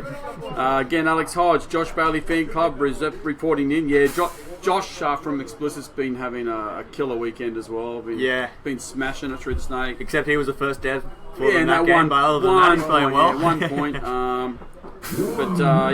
And Sarah McMahon, woo, Johnny. Yeah, it's me. That's Johnny. So Oh, I am the pretty one. Well, I know. Yeah. Goes without question. Yeah. Oh, and here we go, grass cam back on again. As you can see, it's looking very grassy. That's growing. You can see it growing in front of us right now. Yeah, we're back here at the grass growing competition. The grass is very beautiful on the Super Sevens fields this weekend. Wonderful. 30 seconds remain. Referees are cleaning the bunkers, doing their good job too. Yeah, that's always a good thing. 20 seconds. Someone commented that they looked like they had leprosy last time. Looks like Explicit running the same lineup as the first point. Josh Bailey and Bobby Avila's on your screen. Ethan Kleiber, when he's out, normally going straight up to the wall. 3, 2, 1. Big run. Going for the wall off the break, and they take Greenspan. Big kill off the break. And Explicit lose Jared Cossier, so it's 4-on-4. Better field position definitely for Explicit with that wall. The walls are... So yeah, Ethan straight up to the wall there. Yeah, right now the wall's really putting a lot of pressure on the Dorito side. Oh, and the wall's looks, gone. Yep, it looks like Farron at Dorito 1 was able to take out Ethan at the wall. So now 4-3 in favour of SWAT for body count. Looking at the bottom there, it's Dan Woods and Farron Batchelor from guessing from SDK, and Farron bumps up to the can. I don't know if he noticed that. Straight to the wall. I don't know if he noticed. Another Explicit player gone. And another. So it's that leaves Just Dorito 2. Just Dorito 2 and Explicit Towel. Alex all pumped up. That's good. Yeah, he's always angry. Yeah, it's good. It's good. Keeps the team motivated. Little Beretta's just powering in that through the snake right now, pretty much unchallenged. I think that was the big one there was with Farron bumping up and being able to shoot at the wall player who was just stopping everything from happening, and then coming up to the wall himself to shut down the Dorito, and then that allowed Alex and the guys bumping around to the snake side to be able to just take the first one when he tried to bust out wide, and then when it was Bobby, wasn't it, that tried to fill out the second spot? Yes. You know, because I mean they knew that then. They were so far up the snake, they had the wall. They had to get out wide on the snake side, otherwise they were going to get trapped inside, pinned in. So unfortunately, they both got shot trying to do their Alex Orr in the snake corner for SWAT just denied both of them. Yeah, schmoed them both. It's strange seeing Ethan taking the wall, shooting the Dorito side. Normally, SWAT's been winning all their games through the snake. That wall's so good at keeping the players out of the snake. You'd think he'd be looking that way, but down on the Doritos, he was shooting that way, trying to make something happen and getting shot out by one of the Dorito players for SWAT. Okay, so we got here Russell Bromley, Old Killer, John Caruana. Yay! Alex Hodge, Russell. Josh in the snake equals game over. Well, that has been very true for a lot of games this weekend. Unable to get into the snake when he gets so in far. the snake, well, yeah, so far, yep. And Alex Hodge has got a prediction of 4-3 to Explicit. 4-3 to Explicit. Yeah, Explicit could turn this around. It's possible. They're a good team. Still 7.5 minutes on the clock, so plenty of time.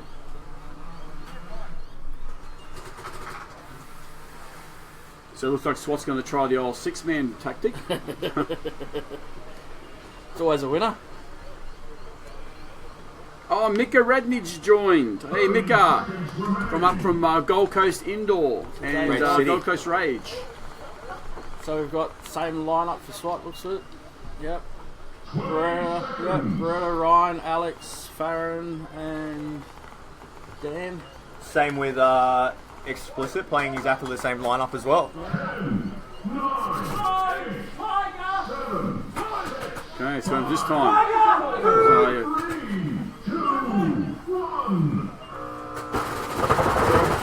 Beretta bumps right out the snake corner.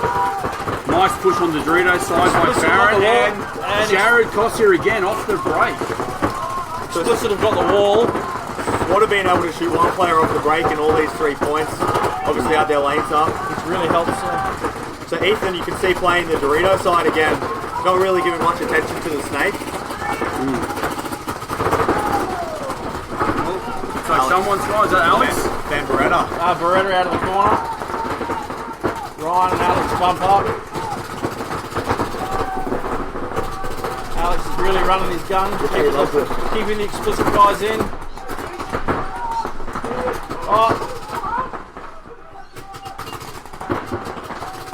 And Alex is bumping out to the snake corner. Ethan's just really concentrating on the Dorito side. He wants to really stop Farron Farron. moving up.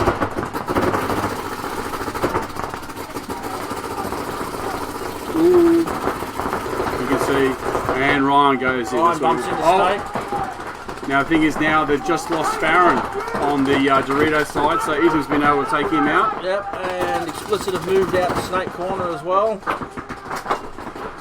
Ryan shooting crossfield from snake.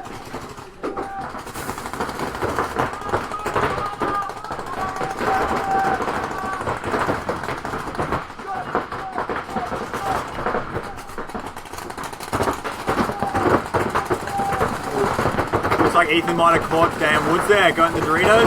Yeah, maybe. Made it alive. No. Wow. Ryan's taken out the wall. Explicit's moved into snake one. Josh Bailey and the snake for Explicit going heads up A lot of against Ryan pressure now. Greenspan. So is it just Ryan and Dan left, or is Alex still on? Yeah. So Ryan and Dan left alone. Ryan's on. Ryan's moved up to snake four. Oh, yep. And Dan takes out the Dorito, but he goes as well. So now it's 2-on-1. Snake. No, it's snake one and snake corner. Snake corner's gone. It's just snake there's one. 2 snake guys right Yep. close. Oh, Ryan just took him out. Taking Josh Bailey clean. Nice Wow. finish up. So That really was Explicit's game to win there. and that I think look, so. that was a real. I mean, credit to both sides. I mean, that was a real battle, and there was a lot of mutuals. You said like they were just like Right, doo for that. doo doo. I think Dan might have taken Bobby out of the corner. I'm not sure Yeah. who shot Bobby, but No, that no, a well, big it was. It was elimination. Dan and Bobby traded on the Dorito side. Well, that was Jake in the Doritos for Explicit. Oh, was Bobby it was in Jake? the Oh, snake sorry, well, corner. yeah, that's who I think traded. They traded. The 2 Doritos traded. So you see Bobby just sneaking out, trying to not let Greenspan know he's been shot, and then Greenspan launching. Alright, well, I'm going to leave now. Yeah, thanks a Thanks, lot, John. Johnny. Extra special guest, someone more prettier than me, has returned. Goodbye, bucks. all. Thank you. Hope Thanks a lot, everyone's John. enjoying the feed. Yeah, Thanks for Hope- letting me hope sit everything in. runs Thanks as for letting me smooth. sit in for a couple of points. it's alright. Yeah. Let's bring in the intruder. We'll bring in the extra special guest now. Back to Nikki T's. Not working. So, have you been watching this game, Nick? I've just got the last point. I actually watched the previous game from Snakeside, ground level. Very big upset. Well, not so Yeah. much of an upset, but just unsurprising that a 3-all Yeah. draw. Yeah, definitely. Yeah, interesting. I mean, straight after the match, Crisis went and had a crisis meeting, literally, outside. So, yeah, they were not happy chappies. Yeah, losing their very first game of the weekend. Yeah, But, you know, it's okay to lose a prelim game. As long as you're in the finals, you know, better to lose that. I'd rather go through undefeated. yeah, Sure. me too. But if you had to choose to lose one game, Bragging rights. it'd be one of the prelim First games. game rather than last game. Exactly. If I Yeah. was going to lose, I'd rather lose Yeah. to a team like Raw that hasn't won so many games. Okay, Not give couple a questions. team a win. Okay, where are we? Jaron Mika, are you in there, bro? Mika Rednich, this will help my hangover. Jason Gardner, who's in Europe right now, again is joined back on. Alex Hodge, who's the drone operator for this event? They're nailing it. That's Aerial, Skyline Aerial Services. So if you need any drone seamless, filming, look at there we that. go. They're the guys you want to get to. There's a link to Skyline Aerial Services on the Super Sevens website. So just click on that, it'll take you straight to their website. Barbecues, bar mitzvahs, they'll Yep. cover it all. That's it. Drone strikes. Yeah. Yep. Drone strikes. Everything. That's all good. Bailey Snake Alert by Alex Hodge. Jason Gardner, I'm back. I'm drunk. Go explicit. Jamie Angus. Sorry, Jason Gardner. Jason Gardner. Go to bed, Jason. Jamie Angus. Chris Suey. Get pumped. Felix Martin. Oh, Felix Martin's Relative of mine? paintball player from the days of Ivan Lees and that. Oh, this is digging deep in the Yeah, I'm just trying to think of the name of the team. I'm so sorry. Ivan and Amon Lees, and it was Tune in later to see Felix if Mike's Martin. I'll remember the name of the team later. RJ Jonock, what's up, Mr. Nick T? Hey, all the way from the USA. Adam Kavanagh, Evan Kavanagh from WA, of course. Are we still in prelims? Yes, we are. Still in prelims. Just. Yeah, only 2 games after this. 3 games of the prelims left after this. 2. Oh, G1 for explicit again. They lose their Dorito corner. Yeah, that looks as though that was Dave Black from the wall shooting him I out. think so. Yeah, shooting as he's running down. Still 5 minutes, just under 5 minutes on the clock. The Explicit have plenty of time to win this. Yep. To win some points back in this game. Ryan bumps across to Snake corner. Yeah. God, that guy's got speed, eh? Is it like looking in the mirror? Oh, it reminds me of me, eh? Oh, but then I spoke too soon and gave him the kiss of Yeah, death. very reminiscent of the one. Yeah, the dying's me. Feel the corner catch So, Benny Breda makes it into Snake 1. Red's gone in to check him. It's strange that Josh Bailey's not making a push. There's no one looking the snake side for SWAT. And he's still clean.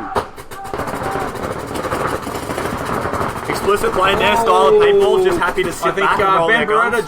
Ben Beretta just took out Jared Kossia. And the pressure's on. Now he can wrap a bit inside. Ooh.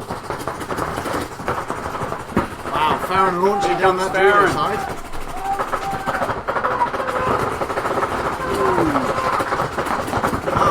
So SWAT lose their Dorito side corner. Oh, yeah, they lose Dan from the Dorito corner. But looks like Farron's still good to go. Farron's still But good at the moment. Is it just 2 on 3? Yeah, 3 on 3. 3 on 3. Where's Yeah. the third player? They got Blackie. Oh, Blackie's at the wall Yeah, still. Blackie's still at the wall, but you got Berger in the snake and you got Farron on the 50. But Blackie's, all- yeah. All 3 SWAT players on your screen at the moment. And all 3 stop players are pretty much not shooting snake side. Correct. And that's a bit of a flaw. Yeah. Bobby trying to really go to work in that back centre for Explicit. This is a great camera shot at the moment, actually. Yeah. Josh Bailey. You just sort of, Dave, you can see the 3 SWAT players still on in the game. If he launches here, he could really just break this game open. Yeah. This is the thing, you know. He's got to go quick. So you can't see anything right now because Dave's right over the other side. This is heart and mouth moment. All of New Zealand wishing Josh to just get up and run down. Here we go. Launching. And then he can actually, he's behind And the that's back it in now, it's Farron. all like- Yeah. They might not even know he's there. Nope. Oh, and Dave takes him. Wow. I don't know if Dave that takes was, him. Was that That was Dave or was it Farron? No, that was Dave. Dave turned around on the wall and shot him. Here comes Farron through the Doritos. Mike just... This seems a 2-on-1 now. Bobby and Mike Jones, the captain. Well, Plucker finished the job. I think Plucker will. Yep. Plucker, I didn't even know Plucker was still in the game. He was so quiet from that corner. I'll tell you what, but Dave nearly saved that fucking point. Oh, That, nearly saved that point. Yes, he did. Getting all passionate there, sorry. was- Pardon me. Beep, we'll edit that out later. Yeah, that'll be edited out. Yeah. It won't be in the webcast. Seamless. Yeah. What's the That story was really behind, good. I mean, the fact that, you know, they got all the way behind in the snake and Dave was able to swing around and take out Josh. Why is Plucker called Plucker? He plucked a It win was out of something to defeat. do with... Apparently it's something to do with it from high school. He was at his after party for the graduation. He fell went- asleep drunk and he looked like a Feathered? duck. He fell asleep with his lips pocket. Apparently that's where the Okay. story comes from. And he sucked. I only just... Yeah. And he's been called that since high school. There so we go. Apparently that's where it came from. I only just found that out the other That's day. the name of the team. Onslaught. Thanks, Russell. Yeah, Felix Martin. Russ. Onslaught. They were a great semi-pro team. RJ Knock, we need to get you back in the US and get a clinic organised at Paintball, Indiana. Send me a Indiana. message. Yeah, Indiana, we call it. Indiana. Jason Gardner, this is what I'm known for, right? Plus killing fools. So being drunk and killing fools. Yes, you are. But not there this time. And we miss you there, mate. Steve Delalis, he's from TOG, T-O-G, I think, of memory. So, yeah. Are they the other guys? Yeah, TOG, the other guys. Yeah. Alex Hodge, Snake God Josh, yeah. Big move there, taking out Benny Beretta. He could have done so much Michael more. Nugent's joined again from Victoria. Eugen. Nguyen, isn't it? Nguyen. Eugen. This is. Oh! Hooked on phonics. If anybody, if anybody else, I'm would like tone to- deaf, don't mind me. My tone is If anyone out. else wants their name mispronounced, just Yeah, drop us a please line. message in. Yeah, Absolutely. So don't forget to share the feed around if you're watching on Facebook. Share it around. If you're on YouTube, share that link around for us as well. Unfortunately, we can't read the YouTube comments if anyone's on there. Only the Facebook ones are popping up for us at the moment. So if you're on YouTube, just jump over to Facebook and we'll be able to interact. That was a long point, that last point. 3 minutes to get a point on the board for explicit. They need to go up a gear. Go up a gear, get a quick point now, give themselves a chance to tie things up. In the Super 7 website, this is YouTube one. We saw 5 4-0 victories yesterday, and not looking like that today. Looking like people have worked out the field a little bit more. Much more. Game's going a lot closer. It's interesting to see Ethan still really favouring shooting that Dorito side instead of the snake. When Swats pushes the boys come through from the snake side. Wow, penalty on explicit. That's not what they needed. No, it's not what they need. Here comes at all. Ethan through the middle. Not really doing so- too much. So explicit losing 3 bodies. SWAT still 5 alive. Explicit toweling. Wow. Trying to save the Oh, time. never.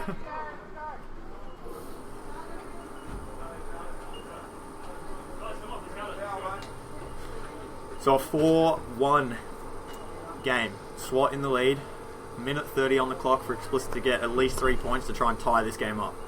Now, how has this changed the standings with the games today? I think you'll find Crisis will still be in first place. Okay, Because they've only lost one match. we've only lost one. So this morning, SWAT, Explicit, and Expendables were all tied for second. Yep. So with Expendables getting that draw, Yeah. bumping them down, Explicit beating Crisis, they'll Yeah. move up. And with SWAT SWAT. beating Explicit, it looks like SWAT will probably be Second. finishing ahead of Yeah. Explicit. So it's looking like Crisis, SWAT, Explicit, Expendables at the moment, depending on the Expendables Marauder game Yep. So Marauders have won. and the Crisis Raw game, which anything could happen. Yeah, with the way Raw are playing, Yeah, you can. and Crisis coming off the back of a loss, so They'll be hungry. they will be hungry. Well, it is almost lunch. Yeah, they will be hungry. I think we're almost ready for today's reveal. Oh, okay. Already? No, I'm innocent. Oh, is it? Right, I think we are. Okay. I know it's not Mike's birthday, but Here we go. Oh, show me. I can't see.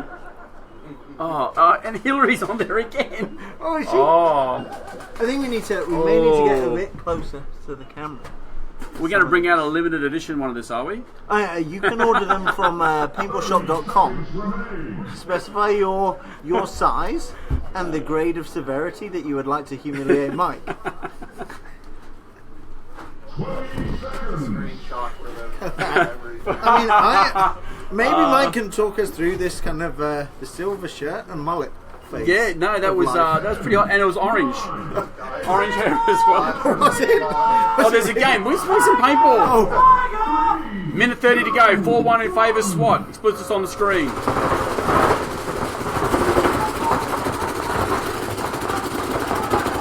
Sending Sam Dwyer up to the wall. Oh, and Jared Baker goes again from he up? Dorito 2. So, in favour of SWAT on the body count right now, 5-4, but good field position for Explicit with Ethan. Is that Ethan in the wall? Or That's is it? Sam Bam Bam Oh, Bam Dwyer. Bam! Sam Dwyer.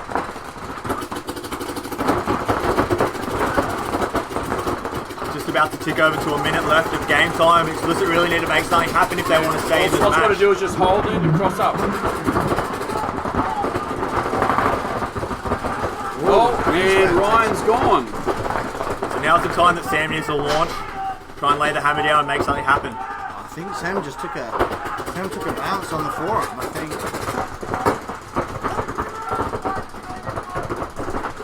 Is Bobby still in and about? Nope. So Bobby not playing this point? Doesn't be. Surprising. Oh, is that... Yeah, Alex Orr comes in, returns fire, and takes out blocker. Is it blocker? So, not enough Nice. in this one. Explicit. Running out of time.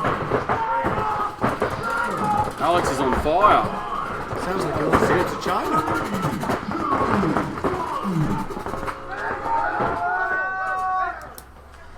So SWAT. Some finger pointing. There's a Some bit of finger classic pointing. finger pointing. Check you out, is what he's saying. No way.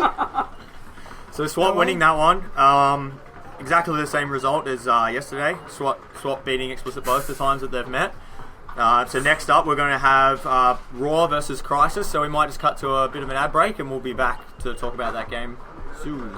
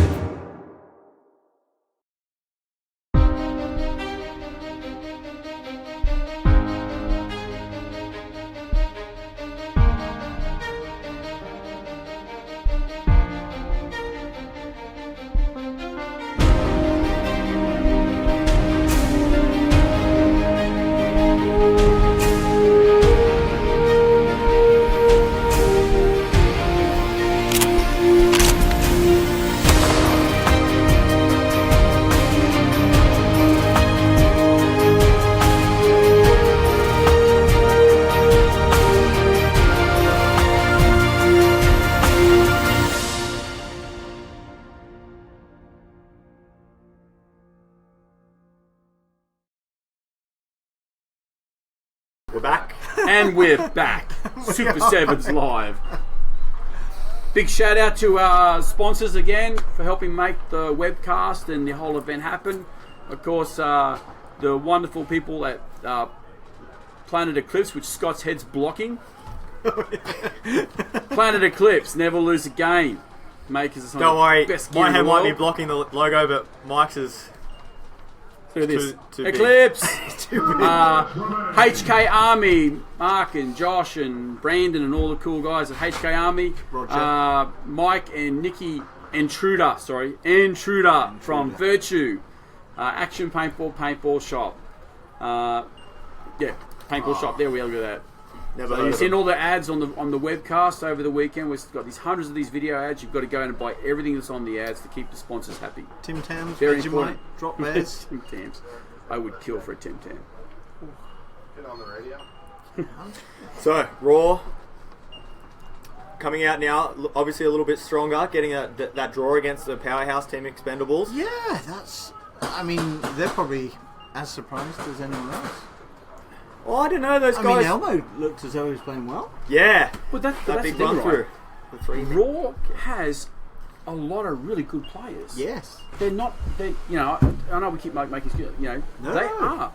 You know, they play probably as much, if not more, than most of the other pro teams here. If Raw's biggest thing is that they just need to get 6 or 7 guys that play together constantly on the same team, and then they'll. And you know, turn up to the field sober. Well, they're missing. I mean, Have a plan. You know, like physically before, or even when you're at the gate, like where we're going, stuff like that. You know. remember to switch 5 guns on. Yeah, remember to turn on 5 Yeah. guns or hoppers. Roger. Mr. G. I'll go. No, I'll go. I'm going to bug out for a little bit, and I'll let Ryan Greenspan Ryan from collects his prize. San Diego Dynasty come in. We got a present for you. All right, but Ryan, you got to come back on this one, mate. Yeah, we got a present for you. You want to sit in the middle? I'll sit wherever you guys want me to. Hey, happy Look at this. birthday. Oh, happy birthday. Wow. Very own. Wait, did we get 1,000 shares? That's your very own Mike Wybury show. So yeah, Perth Crisis losing their very first game of the day this morning, so they're going to be hungry to reverse that. Just shut down Raw as quick as they can. Yeah, Raw. We've not seen many teams double up in that stand-up can. Yeah, that's a It's only not tricky, for long. it's a tricky move. So, It's hard enough to live there at the best of times, let alone with 2 players. I'm just playing at this tower right here on your screen. I absolutely hate that tower. Yesterday I had to have several adult conversations with a lot of adult language to the guys on my team to get them to stop playing that stupid tower. Is that why we didn't see you go to that tower? You'll never see me go to that tower, but you'll see me go behind the guys and shoot the guy in the tower. Exactly. So Michael Worthing, the captain of Raw, in the snake. Like, Gonna sneak up on. Oh, the one-handed, the goon. And he's shooting Chris Austin as well. hopefully he gets Marcelo. I mean, Marcelo's my boy and everything, but This is the best. This is great. Look at this. Wow. And so Marcelo's about to shoot all these yeah, guys. he is. Oh, no, he's not. Wow. Almost. Raw taking the first point against Crisis. Raw coming up big here off the first point against Expendables. The first point right now. Well, I mean, I think we're going to see what Crisis are made of because they lost their first match They're getting of the challenged event. today. Had a big team meeting after that match, and clearly a wobbling. Are we going to see? So some let me explain one-handed- again why I hate this tower. Maybe he'll be able to figure it out. Luckily, these guys aren't going to be able to take it back. And It's a listen. replay of all replays. Yeah. This one-handed. Yeah. One-handed. Yeah. No look. The One-handed. fadeaway. I wish we had just like a little bit more. So there was a guy in the Snake 1 right there that he one-handed in the back. You just kind of missed it. Oh, Just gotta use your imagination. Yeah, and then we got Marcel. See this I'm going to again. see it one more time. Why should I not play this tower? Yeah. Hold on. Oh, that's why. Yeah. The tower's quite hard at keeping. It doesn't have the good lanes at keeping the guys out of the snake as well. Yeah, you can't even see it. Like that's why I was so frustrated with some of the plans that we had yesterday. Was why do you keep going there? And we'll watch our guys get in the snake and just shoot the tower guy in the back or shoot the tower guy in the face, and then our pit will go, man, that was awesome. The tower didn't even see you, huh? I'm like, no, he can't see you. And then our guy will go right to the tower, sit there, the snake will crawl in, shoot him in the face, shoot him in the back, and you're like, what did we not learn? Now, Crisis seem to go to that tower religiously. They do a lot. So Matho seems to It's quite like Yeah, you know, and I mean, look, if you have a lot of paint, there's a small sliver of a gap that you can shoot into the snake, like not into the snake, but the snake cut. But you can't see the guy leave the corner or the god. Yeah. Everybody can shoot at you. Yeah. They can put pressure on you. Yeah. You're really susceptible from the Dorito side, so even if you do slow us down, the Dorito side can go in there and you can shoot you in the back from Dorito 3. So it's just like, why wouldn't you just be in the wall? Well, that's where we've seen Mather when he plays the tower. He spends 90% of his time looking down at the Doritos. Right. But then there's not a whole lot that can stop you from moving to the snake, and then you just open his back up once you get to snake 2. Yeah. Whereas with the wall, you have options. Yeah, but the wall you kind of have. The guy has to get to snake 3. Or I'm calling. It's hard to name these things. But Yeah. like the third lay down W. Yep. You have to get to their side of the field in order to shoot the wall. And if they do push up the Doritos, you can always just move away. Yeah. And The not guy has to expose come your back. behind you. He has to come behind you on both the snake and or the Doritos in order to shoot you. This was like a good group adult conversation you've just had with the viewership. Oh, is that right? Yeah, you know. Oh, this you mean is giving him some information? Yeah, this is, there's no need. Well, I don't want to share all the secrets on yesterday's webcast because I know the guys like to go back. So if I'm like, hey, Crisis, this is how I get past you if you're in the wall. This is what I will do to you when you get to the wall. That's my plan, at least. Then they'll watch it and be like, hey, we probably shouldn't go to the tower, or we should go to the wall, or we should do vice versa, or something's going to happen. Now, do you think Crisis are playing differently today? In the sense of yesterday they didn't struggle. Yeah, I think Marcelo should have gone out drinking last night because he looked a little crispy yesterday morning, but he had a game. I don't think he even got shot yesterday, to be honest. Yeah, he pulled some games back. Yeah, 2-on-1s, 3-on-1s. Yeah. So what's that shirt you've got on there, Ryan? this is actually That looks. this is good. This is the Alex Fragy Appreciation fan club shirt, I think we need a library version of that now. right? We might be able to get Yeah. a look at that after the next point. Yeah. So there we go. Tower of Death. That's Chris Austin. Yeah, you're right. It is. It is Chrissy Austin. Yeah, he was playing the wall a lot yesterday, really doing well in the wall. He played the wall and the snake, didn't he? So This is interesting to see as well. You got I think it's Hunter for Perth Crisis playing on the snake side, normally on the Doritos. we're playing snake corner behind Playing, Marcelo. sorry, it's Marcelo using Hunter's gun. That's Yeah, right, this is Marcelo. Let's see if Marcelo wants to get in the snake. So Chris Austin now. There's nobody looking at him. Okay, I'm gonna reload. Marcelo's up in the top left corner of your screen. Giving out some calls. So Raw playing heavy with the Doritos. They've got 3 guys down that side. Yeah, There he goes. Price is losing that Dorito corner. Dave Phillips coming out. So Marcelo getting into the snake. Yeah, 3 guys. Double stacking Dorito 1. Yeah, double stacking Dorito 1. And back he goes. Nothing wrong with a little bit of hand holding. It's funny. I love these Raw guys, man. The Raw guys have been playing out here for a long time, right? And they all just seem to kind of like just wing it.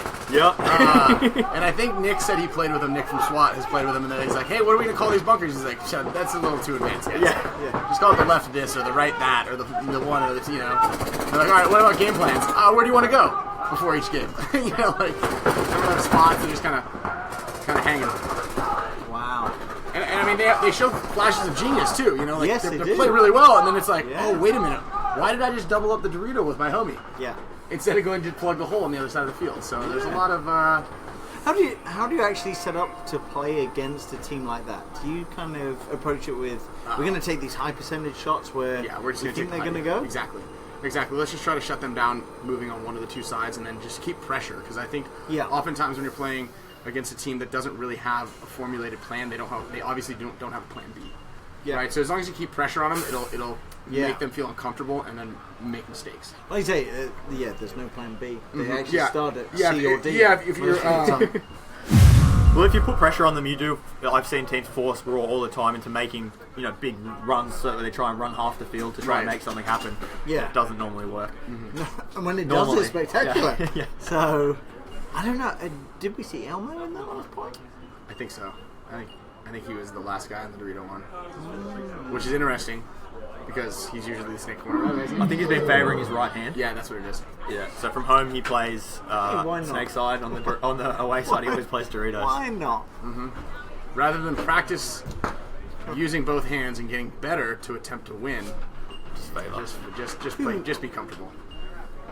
So Damian Ryan stepping out for Oh, whoops! I meant to get Marcelo on the team. We can see that Marcelo is maybe regretting you not giving him your tank at the moment. Yeah, I think he had some issues. I just saw him switch tanks out right there. I was like, hey, I'm going to give you my tank after our game. And then I was like, oh, but I'm going to go do the webcast also, so my bad. It looks as though Crisis they've swapped up some personnel. I see Dave Phillips coming out for a lot of points today. So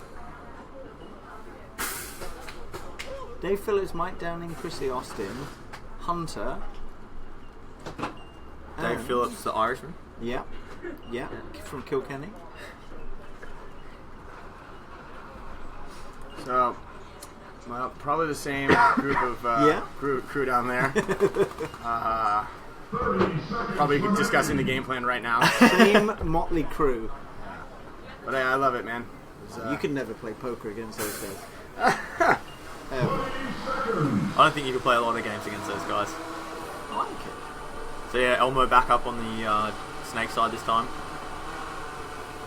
10, 9, 8, So, Nick Lamb, Marcelo. You got Raw on your screen right here, probably going to the tower corner, triple back center. Ooh. That was an interesting route to get to that. Yeah, what? I think it was almost like, whoa, I better stop and... Yeah. Well, the Raw guys had 3 guns up, and they actually shot the Dorito 1 off the break. Maybe he was trying out for Raw. Yeah. Because it... And the Raw guy in this tower on the left-hand side of your screen is having some gun issues. Breaking some paint, but... A lot of that from Raw. A lot of gun issues Oh, God. yesterday. Raw into Snake 1 really quickly. So, Perth Crisis again on their heels. It's 5-on-4. Raw making moves down the Dorito and then the Snake. Elmo is probably the most composed player you will ever see in that snake. Yeah, he's just chilling. Yeah. Hanging out. No stress. This is sometimes where Raw can throw it away, where they just get so composed so far up the field and then you just see them drop like flies. And it looks like actually Perth Crisis is having some issues in the tall can on the Dorito side. Look for Marcelo to try and fill out on the Snake side. Yeah, I mean, Marcelo has Chrissy Austin in that golf bunker in front of him. It looks like Dave Phillips in that stand-up can. Elmo very casually in the snake. When he got into Snake 1, he squeegeed was the first thing he did. Yep. And then he seems to have left his squeegee in Snake 1. That's alright. Yeah, I mean... Oh. Yeah, so the guy that they're signaling to get out in the can was the one who was having some loader issues. Sneaky Dave. Sneaky Dave. Ooh. But he wasn't the one who's always been playing the can, right? I think someone else has been playing. Yeah, he's been doing a mixture of can and corner. Just casually out to the Crisis corner. seem a bit lethargic today. Yeah, very casual. I think Raw's having some gun issues. I mean, Raw all over the 50s. Oh! Wow. Right over the top and Yeah. smokes Marcelo. Jared Baker. Oh, Taking care of business. Oh, and he just puts him on his butt. I mean, he just got he's shot. Who the hell is no one seeing this? He's calling a referee in for a check. I mean, he got shot to the ground. I mean, if you're gonna slip, Look, you may as well slip in the blind spot. Well, That's no, all but I'm he saying. got shot and fell. Yeah. So I'm up here. I'm about. What do you think? 150 feet? What is that? 70, 50 meters? About 50, 60 meters away from this guy. Through a dirty net with a bunch of bushes, a drone flying on the outside, looking at a screen and looking at the game, and I saw him get shot. Eagle eye green screen. Look, watch right here. It's gonna spray off his left. Oh, well, we got this logo right in the inside. But he got shot. Like he got shot right in his, and he went down. I like he always runs with his gun like he's got a briefcase. Yeah. So let's see it. Oh. Okay. Well. Yeah. It's There tough. we go. We got We the could- eye in the sky. One more time. We We need to get that drone like hovering about 10 feet off his head, like when you get to see that cool run through. So Raw taking a 2-1 advantage. Yeah, Perth Crisis undefeated yesterday. I don't think they thought they were going to start their Sunday like this. No, not at all, huh? But 4:42 on the clock going into this next point. if you're going to be pushed, I'd rather be pushed in the prelims than not in finals. Yeah, it's always good to get a little bit of a wake-up call. Now, I mean, presumably at this stage of the event, Crisis know they're definitely through to the semis. They're, maybe they're using this opportunity to try some things give out. everyone some play time. Yeah, absolutely. Try some things out, like, as you rightly say. try some different combinations, tweak some things, and finish the day strong. Yeah, no, you're absolutely right, and it's definitely good. This is the time you take to really. Well, usually you'll lock in those shots, but it's definitely good to experiment with a couple things, and it also throws off a lot of the teams that are watching and scouting. Like, oh, this guy now is doing this. Oh, look at Marcelo's. Maybe Marcelo's more comfortable doing this. So it is a little bit of a tactic, but again, you try a couple things out, see if the personnel work a little bit differently, and if you can get things that are a lot tighter. We changed up a few options today. Yeah. Knowing that if we won our first match, we would be in no matter what. Guarantee it. Yeah. Sure. So I think we're going to end up most likely playing the Expendables in the next round. Interesting semi-final. Yeah. Yeah, they're leading the series at the moment, having won the first event.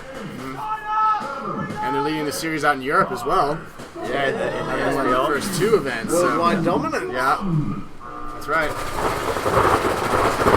So sending Dave Matho up to the wall, the first crisis. Great shot we've got here from our aerial coverage. There we go, that's what I was talking about. Alright, look at this. That's a cool shot. Damn, Elmo just going straight into the snake. So yeah, if he gets a bit, calling out to Matho, Matho switching over to the snake. The problem is, this is how Matho can catch the snake guy, is if the snake decides to come around the tape to get around the corner. Yeah. Chris Austin filling the snake for Perth Crisis just off to the left of See, your like screen. right now. Ooh. So Mike See, watch, he's going to come around the corner. This is where the snake's going to get shot if he comes around the corner. So from this position, and you're... Oh, there we go. Dropping like flies, Raw losing a bunch of players there. Oh, here we go.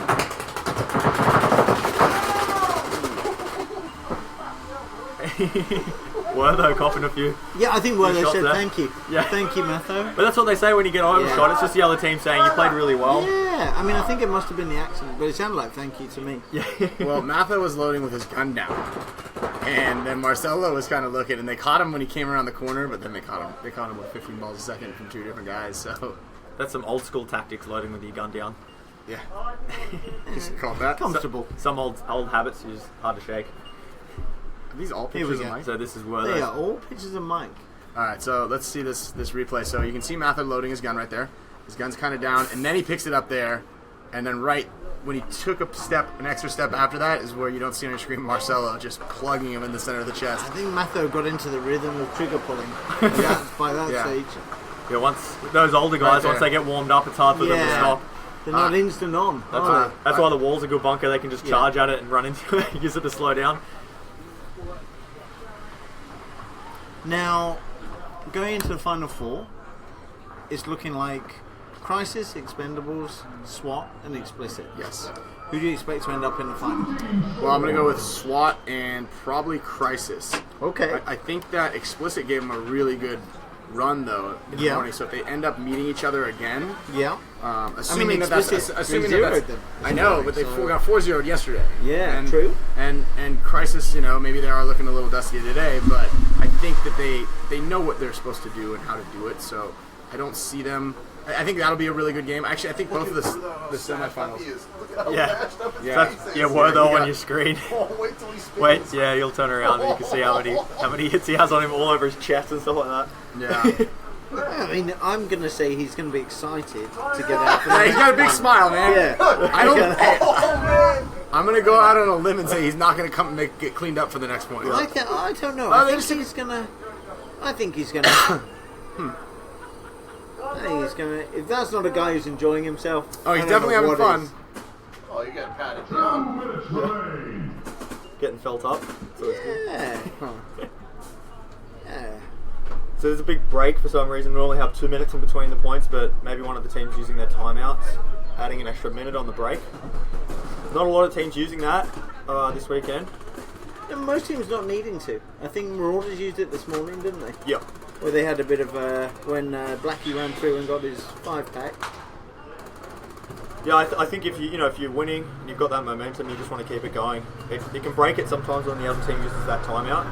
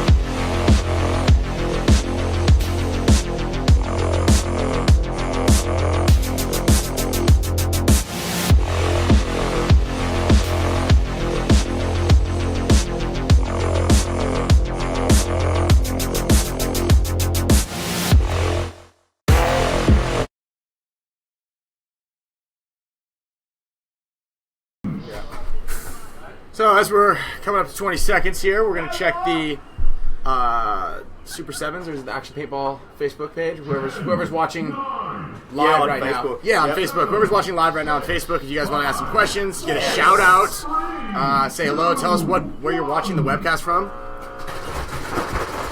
As you see, Raw taking out Perth Crisis, tied up right now with 3 minutes left to go in the game. We got Marcelo Margot playing with Perth Crisis. Those guys went 5-0 yesterday. And today they lost their first match today, and it's tied up right now with Raw. Both teams 5 alive at this stage. So Raw definitely playing a much stronger game of match or day today than they did yesterday. Far more cohesive. Oh, as I say that, there's a guy, but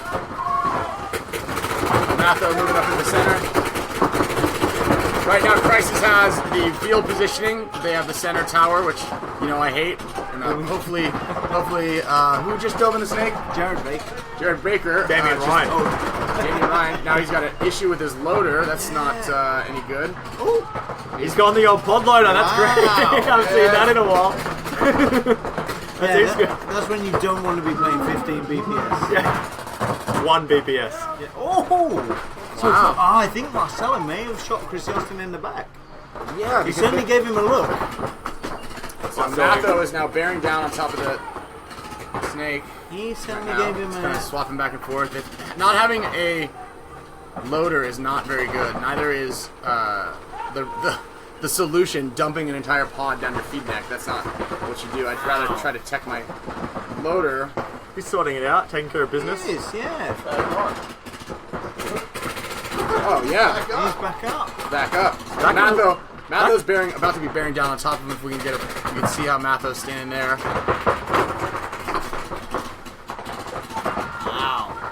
Oh, Still. I think he just got shot. Yeah, it looked like he did.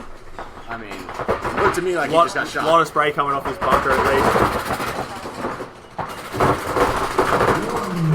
That was not. So look, if your equipment isn't working and you have dominance on a guy in the inside, you don't just panic and get up and run.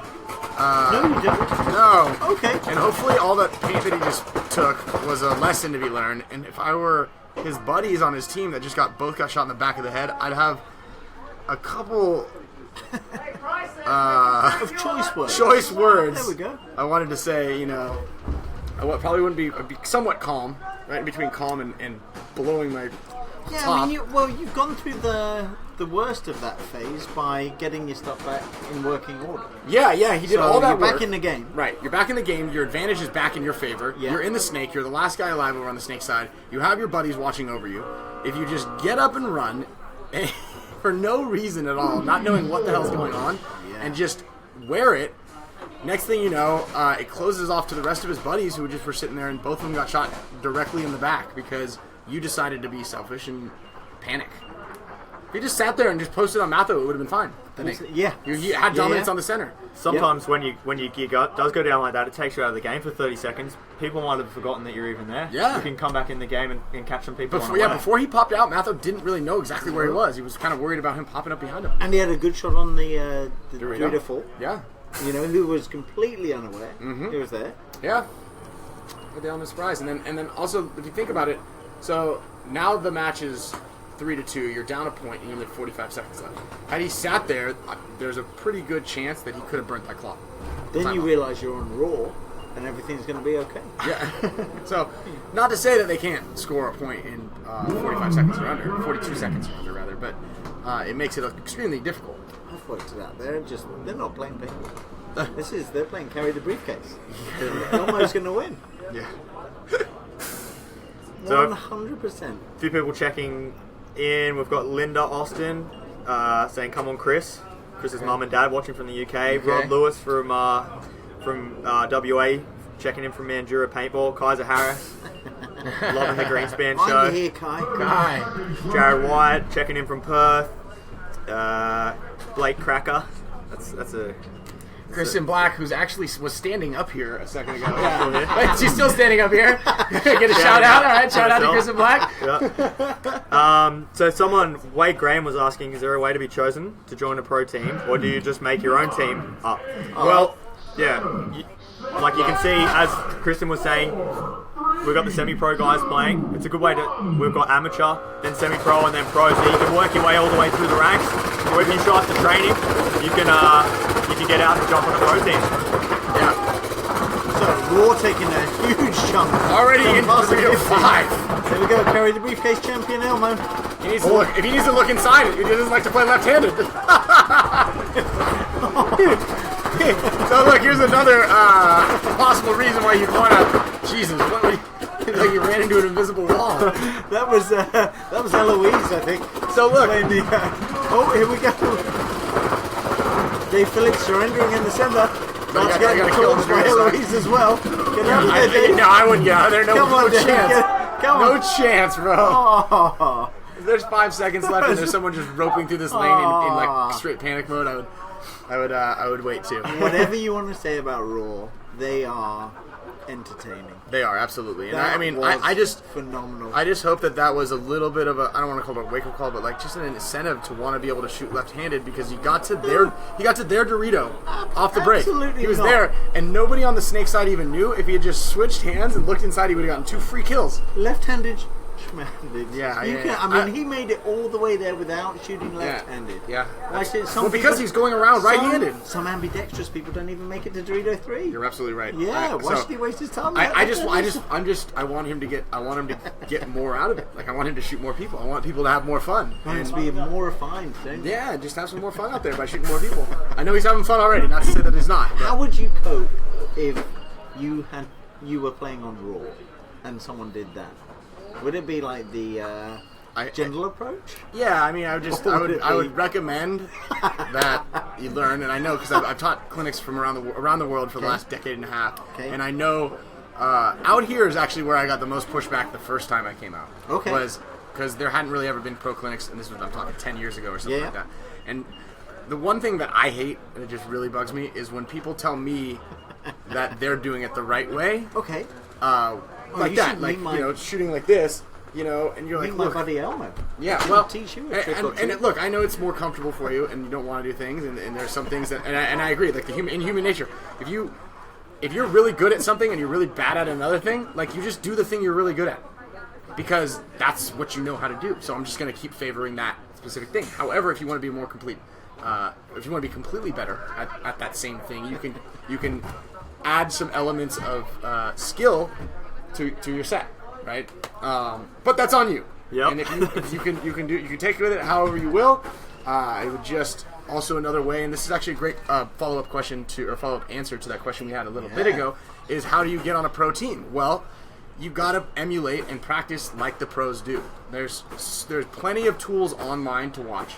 Any chance that you can get over to a pro clinic, that'll help you out as well.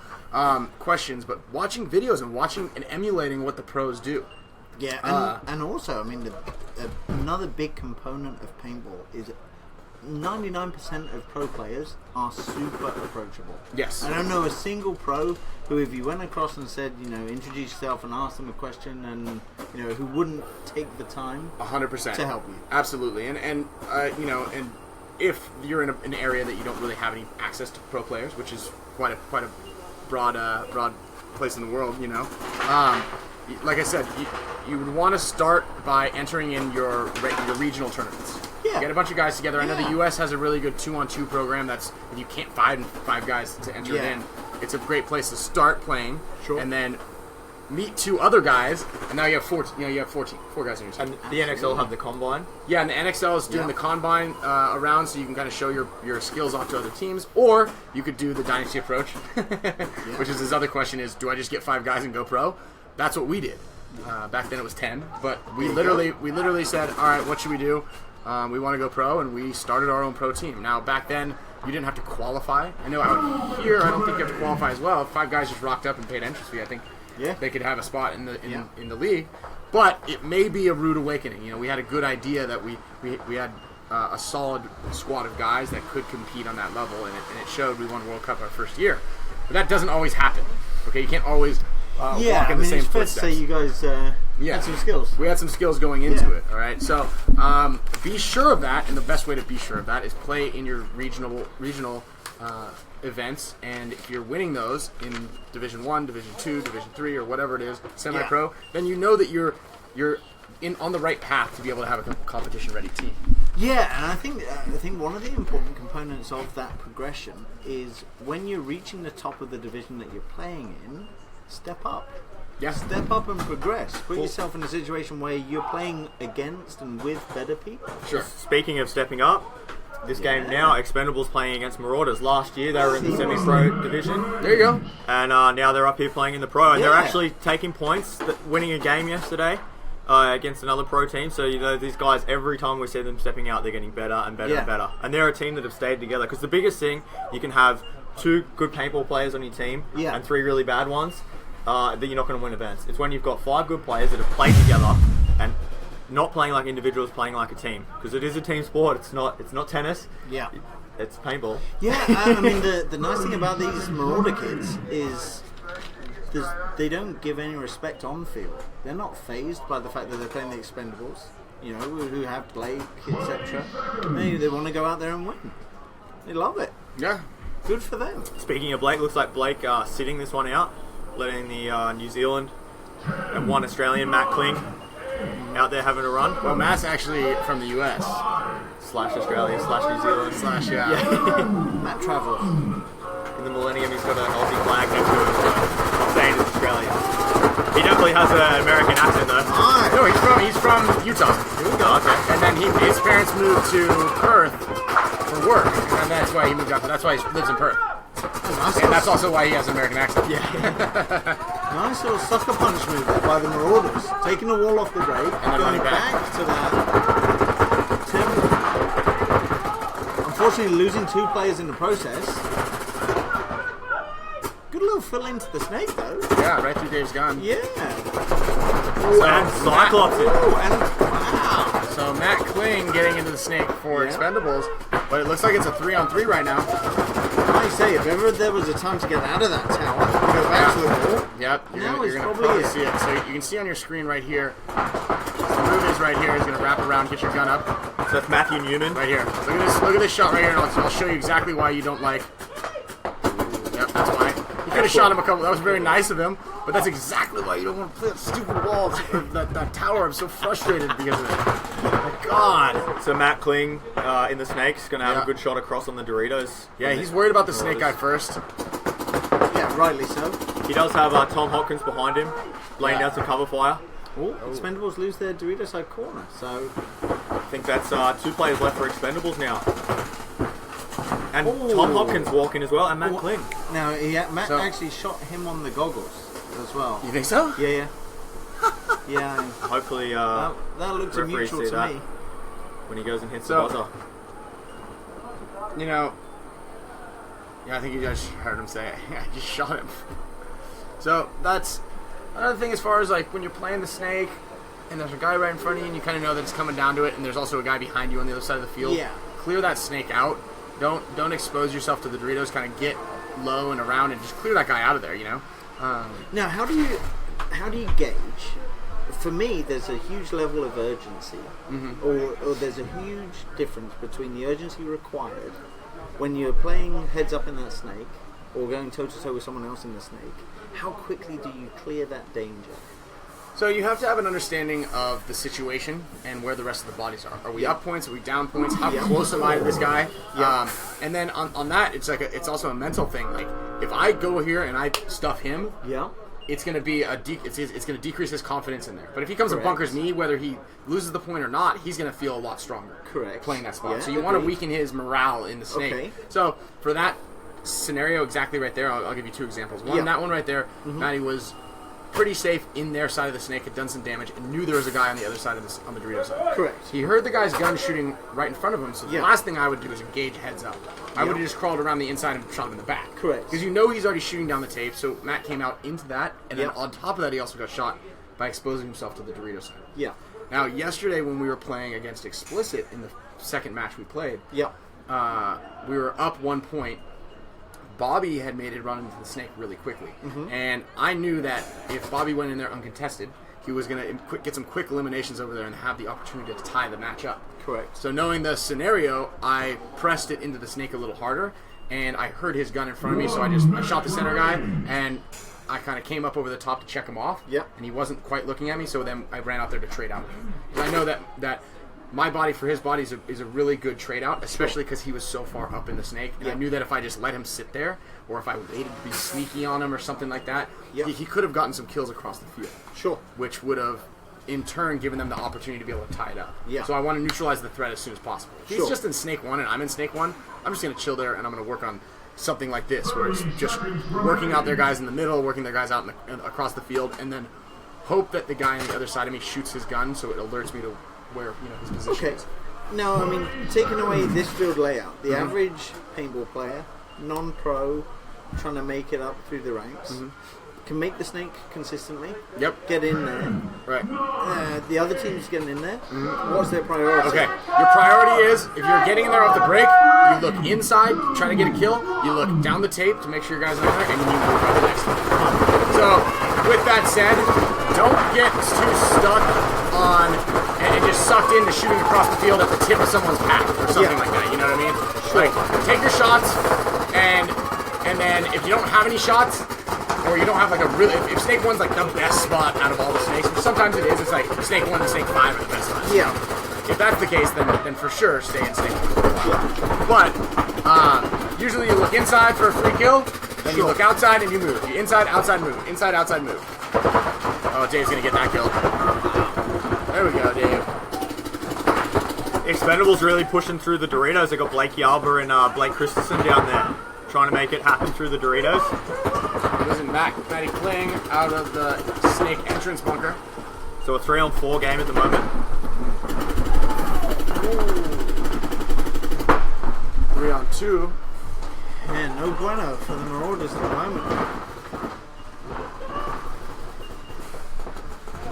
Alright. Well, I'm going to take a quick little break here.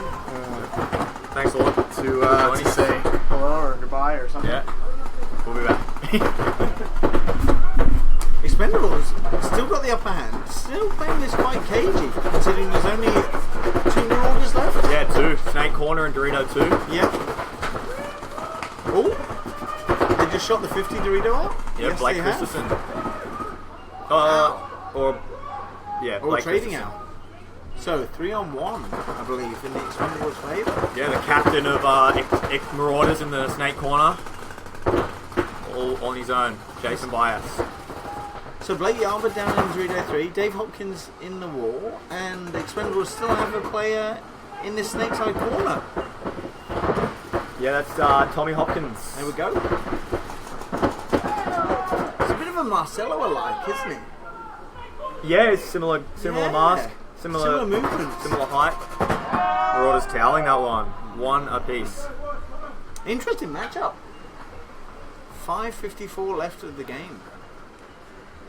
Definitely a big confidence booster for a team like Marauders coming out, winning that first point. Yeah, 100%. I mean, especially against a team like the Expendables, who, having a standout season so far. Yeah, Expendables really, maybe they went out drinking last night. Can't see Big Dave allowing that. Struggling a little bit. I can't see. Struggling a little bit this morning. I think it's that interesting phase where they know they are, safe, so to speak, in terms of qualifying. So they're trying different things. Now, to me, that's a double-edged sword. Yeah, it's good to get that, experience of this works, that doesn't work, and that clarity. But also, the things that don't work are confidence diminishing. That's true. So, it's some player management comes in, some, momentum management comes in, maybe, and some confidence management comes in. Well, I know going into finals, if you've lost the last game of the prelims going into finals, it always weighs on your head. But going through winning it. Equally, going through winning every game 4-0 is also a dangerous thing. Yeah. Because once a team works, it works. Yeah, you become stale then, doing the same thing over and over again. Invincible. Yeah. You want to realise that, the groundwork required to win Whether it's making a spot, taking a shot, making bumps, whatever it is. That's where I think, we've seen a couple of teams come close. Well, Expendables drawing against Raw and Crisis only just scraping through with a win against Raw as well. I think, Raw not winning a game this weekend, people look at them and think, we don't have to take this team as serious, and it's coming back to bite them. You can't snooze on Raw, ever. So yeah, this will be our last game of prelims, so I think we're probably going to have a little bit of a break while they work out exactly who's in finals, where they're going to place. Then we'll be back with the finals for the pro division. Then after that, pro finals out of the way first. Yeah, pro finals will be done because there's a few more rounds in the semi-pro, so they're actually still going to be playing through their prelim games, and then they'll be up here playing. Be able to see some of the semi-pro teams up here on the stream. Oh, big break! Dorito 3 off the break. Dorito 4 off the break for Marauders, and making it alive. Yeah, and the wall. So you can see the wall player trying to close off this snake side. Yeah. That was that Matty big Clean play gets shot through the Doritos. Also losing Tom Hopkins out of the Dorito, the snake corner. Ooh. And that was Dave Hopkins holding things down from that back centre. Getting the Marauder player who came through the wall. Blake Yarbrough under some pressure. Now really, Marauders need to work into this snake, take the heat off their Dorito guys for a bit, and get to work. Yeah, is that Maddie Strachan playing the tall stand-up tower? Yep, certainly is. There's only one player looking snake side for Expendables. Yeah, what they've got to be cautious of is if Blake is allowed to get down this snake side, it's a different story. Mr. Yarbrough on your screens right there.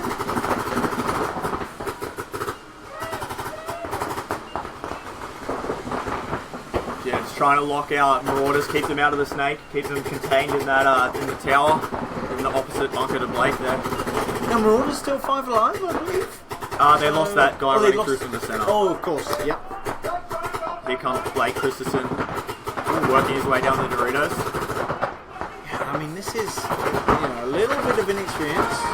So Alistair Fulton, well shooting. And they've also lost Dave Hopkins. Wow, Blake Yarbrough. So just 4. Blake, 4-on-1. Do you think he can do it?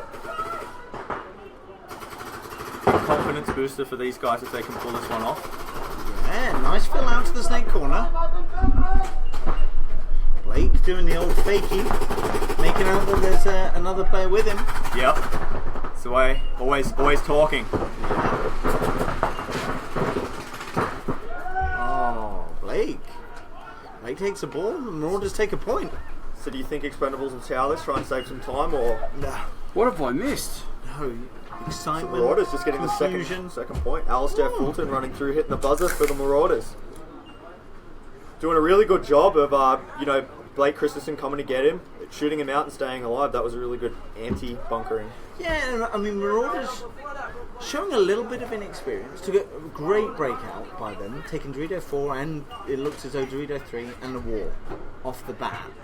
Then trying to kill everyone from those positions. Now, it panned out pretty well in the sense that they did get some kills, but the risk factor of just staying in those positions and trying to do all the work from there was, unnecessary in part. Well, I guess the other thing, inexperience showing is that they were pushed so far up in the Doritos. Yeah. Knowing that they got those first 2 Gs quite quickly, they should be streaming down the snake. Knowing that the guns are all shifted that way to the Doritos. A lot of to their credit though, a lot of teams never put themselves in the position to learn. Marauders are consistently getting in situations that they aren't familiar with. And the only way to get that experience is to be there and learn and do it and try and, work out, okay, that worked. What do we do Let's next do that time? again. Yeah. So, it's the realization. And they're fortunate they,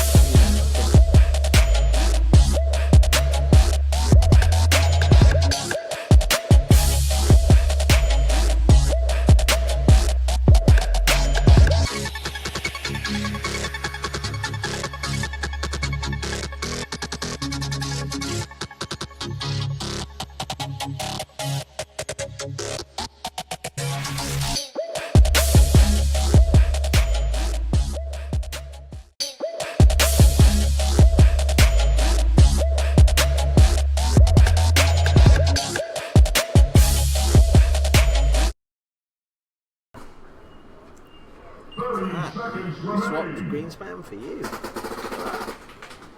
Yeah, We're right on in the middle field of trying to go. a good conversation. Put me and in, just- coach. You stole Greenspan away from us. Oh, he's just doing a bit of stuff for a fee. Yeah, we so- require you out there. Yeah, no, I just sent him to go get milk and bread from the shops. Yeah, I saw him out here on Friday. You made him clean the field down. Yeah, mate, I told him, mate, I'd get him deported otherwise. No superstars out here. So, Marauders on the screen right now. So doing it again. Wow, big run, a Dorito 3. Oh, but he dies. Not making it this time. Yeah, Obviously, it looks like, I think that was actually Dave Hopkins from the tower that shot him. big going moves in. like that don't normally work quite 2 games in a row. Here we go. I like this consistent progression though. They're still going. Yeah. They're not phased that they've lost their tip of the spear. Taking Blake Yarborough. Taking There he Blake goes. Yarborough. Yeah. Here we go. So, Blake Christensen on your Yeah. screen, moving through the Doritos, taking Blake's spot. nice fill out to the snakeside corner for the Marauders. I want to see Maddie Strachan launch into this snake. We're looking at Jason Bias on the screen right now. He's the captain of the Marauders. I think under that mask he's grinning from ear to ear. Right now, he's probably feeling pretty good. I mean, Marauders, they just need to hold there, don't they, right? I don't know if they Yeah. know how to hold. Jason, perfect example of why you don't want to play that tower. Expand Not speed. if not if someone's not protecting you, eh? That's the problem. I mean, Maddie Kling doing work in that snake for the Expendables. Poor old Carolyn. Hard to watch, keep trying. You guys. Okay. So Matty Kling going to work in that snake, sneaking all the way up, Yeah. all the way around them to the other side of the field. It's not really being contested by the Marauders. You know, as Ryan was speaking about earlier, if there is that snake threat, you've got to have the realization that it's there. Oh! Go and do something about Did it. he make that in the Dorito too? It looked like he got bounced going in by Matty Strachan. It looked as though he may have got caught. How old's Maddie Strachan, Matt? Oh, I think he's 17 like 12 or 13, you know? I think he's 17. Yeah, he's 17. May as But well he's be a 12. great, He's a great kid. yeah, great kid. Really, really good player. Yeah. Real natural paintballer. Again, only been playing for a year, and here he is in the bloody pro division. Yeah. Actually, just under a year. And he's made away, and just I think the a big Expendables have rise. to be careful. This is minutes Marauders 20 to could go. get busy And down this Marauders, snake side. Marauders are doing the right thing, aren't they? They're just crossing it up.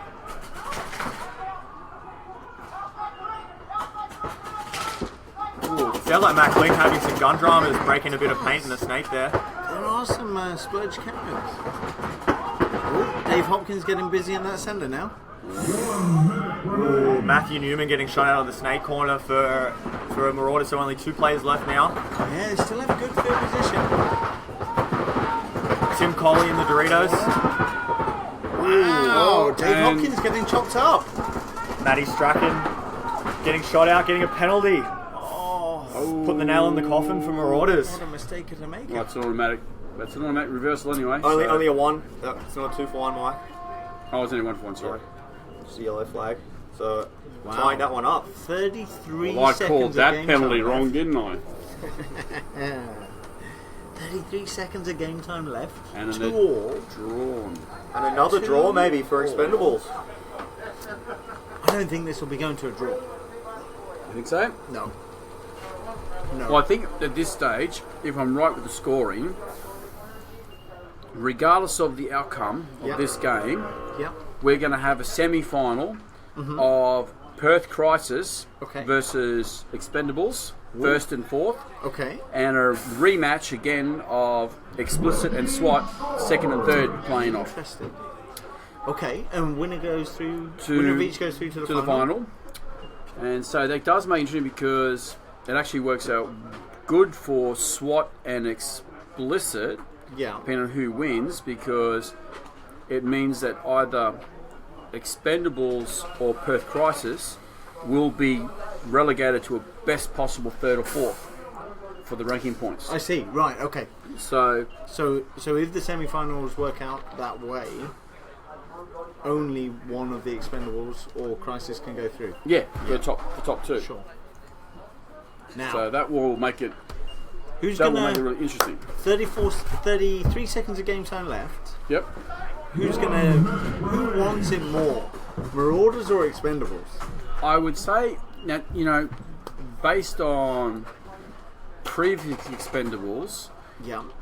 I would expect to see an Expendables win in 30 seconds. I reckon they got the ability to do it. Okay. But seeing them play today, I don't know what it is. They just seem to have lost a little bit of something, Momentum. Yeah. Momentum, yeah. Like the Ben aggression. Yeah. Yeah, I mean, you wouldn't want to think that one player is having that much of an impact. But I don't know what it is. They just seem a little bit flat. Even Blake, superstar Blake has been a bit flat. I think the Marauders want to be able to leave this event and say we beat Expendables. Yes. Well, Yes. I think this comes down to who wants it more. Expendables, if your calculations are correct, it doesn't make any difference to their progression. no. Marauders, this is their final.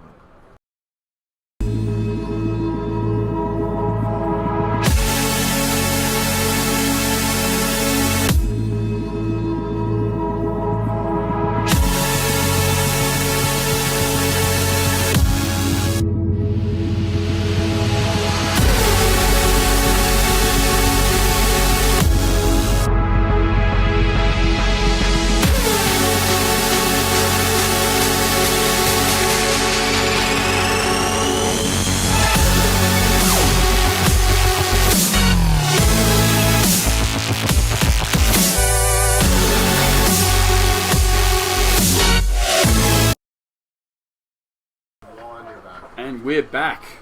If that didn't give you motion sickness, we don't know what would. 34 seconds on the clock. Matt Kling dumping some pods. Expendables on the screen. Looking like he's going to go. heavy D I think side. he's going to go snake off the break as well. No, corner off the break. Watch for the Marauders going big into D2. Oh, Dave Hopkins does it again. Yeah, Marauders Superstar. Matt Kling all the way into the snake. So a 4-on-4 game now.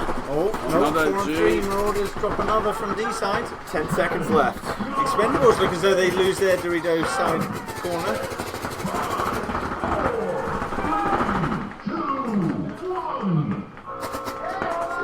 Another draw for Expendables. Wow. Not able to win a game yet today. Also, their last game was a draw too, eh? Yeah, against Raw. Against Raw. You see, it's interesting because they had the way the draw system works, because there was extra games. They're playing some teams twice.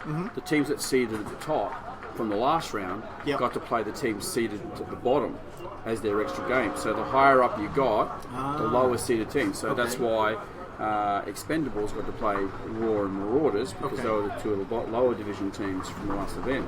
So technically they kind of had the easiest draw of all the teams. Whereas like Crisis and SWAT, because they came second and third, they got one of those two teams, but then they also got Explicit, who came fourth last round. So it's just the idea is so the seeding, so that top teams don't knock each other out. But it hasn't actually worked well for Expendables this particular round, because they've had two draws.